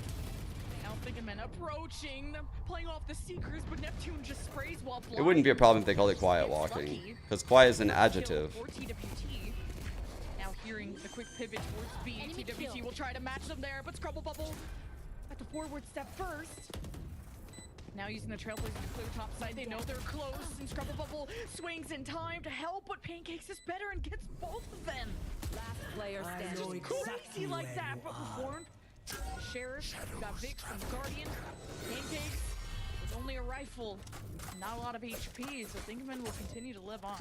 Reform saved that round there with that kill in the hat. The Sheriff shot for that pick onto Neptune and throwing that hat to allow Thinking Men to win. Like, if I'm gonna cast, I'd be like, 3 of them now walking up A. I wouldn't say like 3 of them shift walking up A, because shift walking, it's like an extra word, and I might lose timing because things happen very quick in Valorant, and I wouldn't do that in that moment. I would be like, they're walking up A. And if I know I have the timing to say that, like, because I'm looking at the mini map and they have a lot of space, so I could do like extra words to like fluff it up a little bit, I wouldn't say it that way. I'd be like, they're, you know, like they're unknowingly to, you know, TWT, Thinking Men are walking up along A right now, making zero noise. Like, if I have the time, I'm gonna fucking set the scene, but I would never just use a pointless word. At least I would try not to. I would actively try not to. If it was like part of like the ranked vernacular, I might, you know? And that's the struggle. Overheat.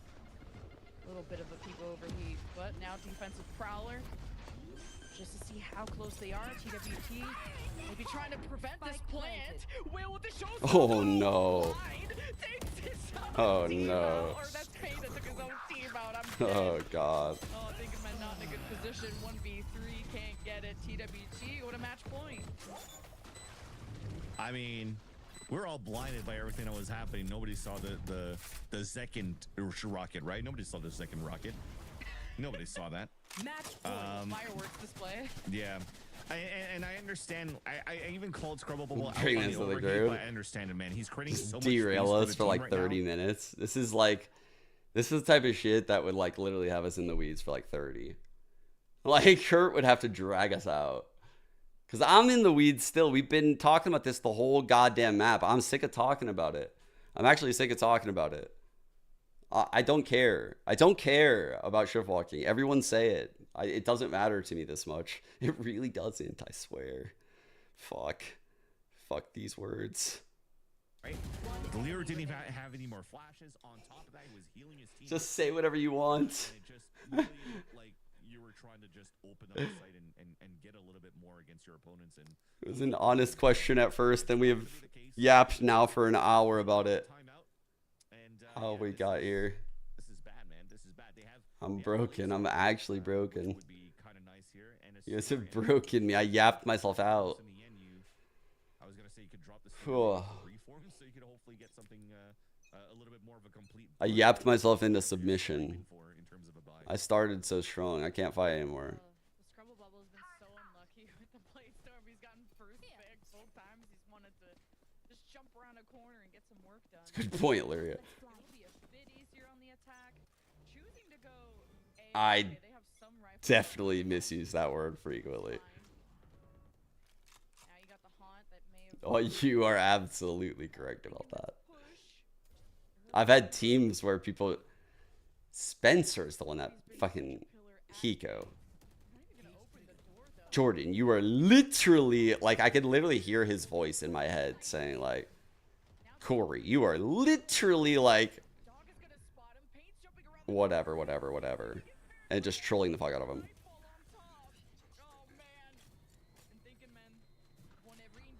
We go again. It's been shift yapping for an entire map. Disconnected there from Pancakes, and that'll be a Thinking Men round. Yeah, that was actually really good by Thinking Men. Really pinching your opponent inside tree, and then also getting the paranoia on top of it too, behind the dog from Lear was everything actually for Thinking Men to really get that A site and reacting off the nightfall. Despite that decaying you, despite that also bringing down your HP and you're totally deaf, they still all looked at the door and just spammed the 2 players walking out. So We will not put that in a poll. We need to put it in a poll, actually. We need to. That's actually a good idea. You're cooking. Put it in a poll. At least for TBT, not playing as aggressive Someone. in terms of these timings that they thought that they had. Put it in a poll. Wait, look at the viewers. Some players. What? We've done it. Sure. You want to use it this round or more of a guaranteed round, but hey, they're all buying up, so this could be Real gamer hours out here. And sorry, they gave the up over to pancakes. So they might try to go for a seasonate and open the door so you could just look down towards the rubble if there's going to be aggression from Thinking Man on that side. And then they have a... God damn it, no more talks about shift walking. I will fucking ban the next conversation about shift walking if I see it. Do not drag me back in. I don't want it. I don't want to be in there. Stop making me go back in there. It's always a fucking another person that comes with some fucking paragraph question. TWT ready to surge in. They've used the lockdown to try and flush out Thinking Man, and TWT trying to cover their angles. TWT managed to break. I've been baited so many times. It's out of fucking control. Damn, the trades are fire. Oh. They're good, they're good, they're good. Nice. Alright. They didn't really give themselves very much, like, cushioning here for sure. But they're on attack, and they got some money rolling with them now. So that the players that are fighting outside of Hobbit, outside of Baby Door, could actually just stay alive as long as possible so they could come back and flood against that plant. And from the way that's planted, you could still throw pink shells. What does Wingman taste like? The situation that they're up against, knowing that they're playing against a lockdown. So they'll focus the fight towards the A side. Taking out Mummy was huge. Yeah, I might need a fucking emote for the yapping, like. To bring it back here on the attack. I mean, you have a full eco right now for TWT except for the Guardian. It's crazy realizing I'm this person. Like, honestly, I didn't think I was the yapper. But what the fuck? I just talked like an hour. What have I talked an hour for? I can't defend that. I can't. That is. Those little people that yap. How have I gotten here?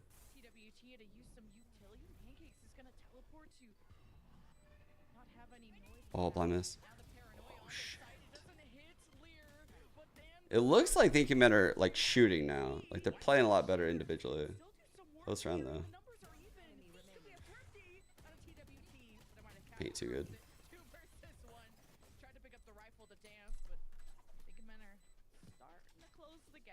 Yeah, but for them to still get 3 kills and onto paint with 2 players alive is not something that should have happened in that. Very nice of TWT to. Yeah, dude, I'm actually getting post yap clarity right now. Like I'm ashamed of myself for fucking talking about that for so long. Mouth is dry. I don't feel better for it. I feel like I've divided chat. Like I don't feel accomplished at all. Didn't make me feel good.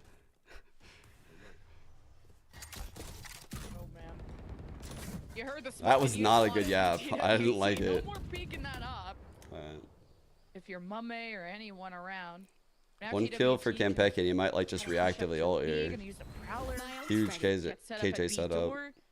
That's where someone like Scrubble Bubble has to deny that angle. Like if Pancakes get away with it. He has ult, probably won't TP in, but Cut all noise. if there's like an Omen TP there, Try I to would bait out die. the B pivot. TWT hasn't really changed their position. If anything, it's Pancakes getting ready to just kind of react to this push, or at least try to hold off a B pivot. he's hearing a lot, dude. Yeah, I mean, they have good. They utility know to their hold mount. it off too.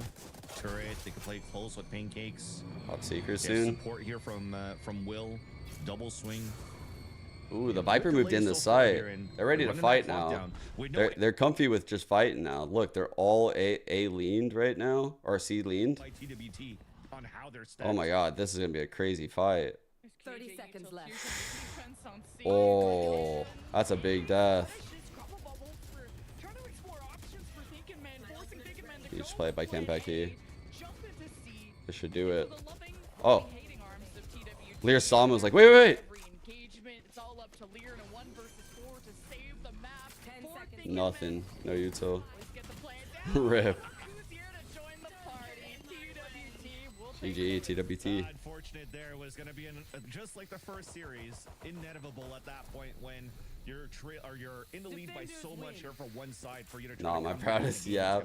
Definitely not my proudest, yeah. At least though for Thinking Men, but unfortunately they ran out of air and they got deflated pretty much there on that first map. Yeah. I mean, I yap about like. I yap a lot more now after the co-streams. Like, I've, like, found a lot more to yap about as I've gotten older. Before, it was just only about the game. Like, now it's, like, the vocabulary in the game. You know? I'm expanding. It's a lot to yap about when you expand like that. In the end, so a good map for them. Thinking Men now in a lot of trouble because relegation is on the line. Yeah. Very unfortunate for them. Hopefully they can bring this back though. You know, we have Bind coming up. They come out with a Euro usually on. I think they're trolling a bit with that comp. Like, I don't know. I think Thinking Men have run some better comps before, and they're kind of trolling a bit because they know they're going into the relegation tournament anyway. At least I hope that's what happened. So, because they looked way better last week. Baltimore Orioles. Oh shit. Cal Ripken Jr.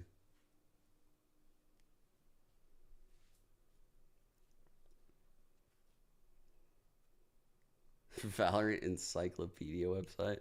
Doesn't that already exist? Like Liquipedia?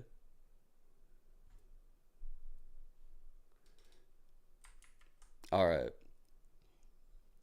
I'm going to end here, guys, because, yeah, the girls have dance class soon, and I feel like this is a clean end rather than sending you guys in the middle of the map or anything like that. So I'm going to send you guys to Trick, because Trick is also co-streaming today. So, and he breaks down the games really well. I really respect Trick, so yeah.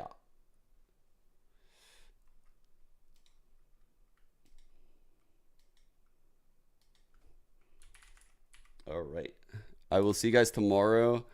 There's some good games tomorrow, actually. Like, I mentioned it lightly, but there's this M80 Turtle Troop game, and we have like the inverse of games here.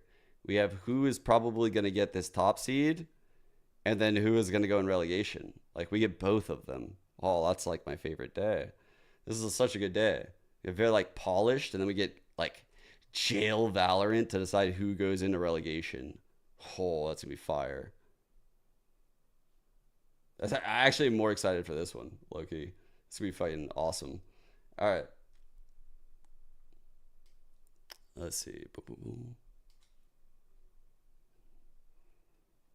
All right. Thank you guys for allowing the yap today. Love you guys.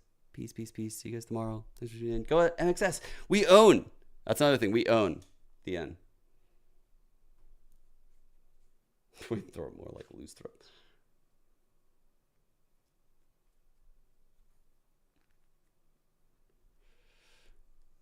Shoot.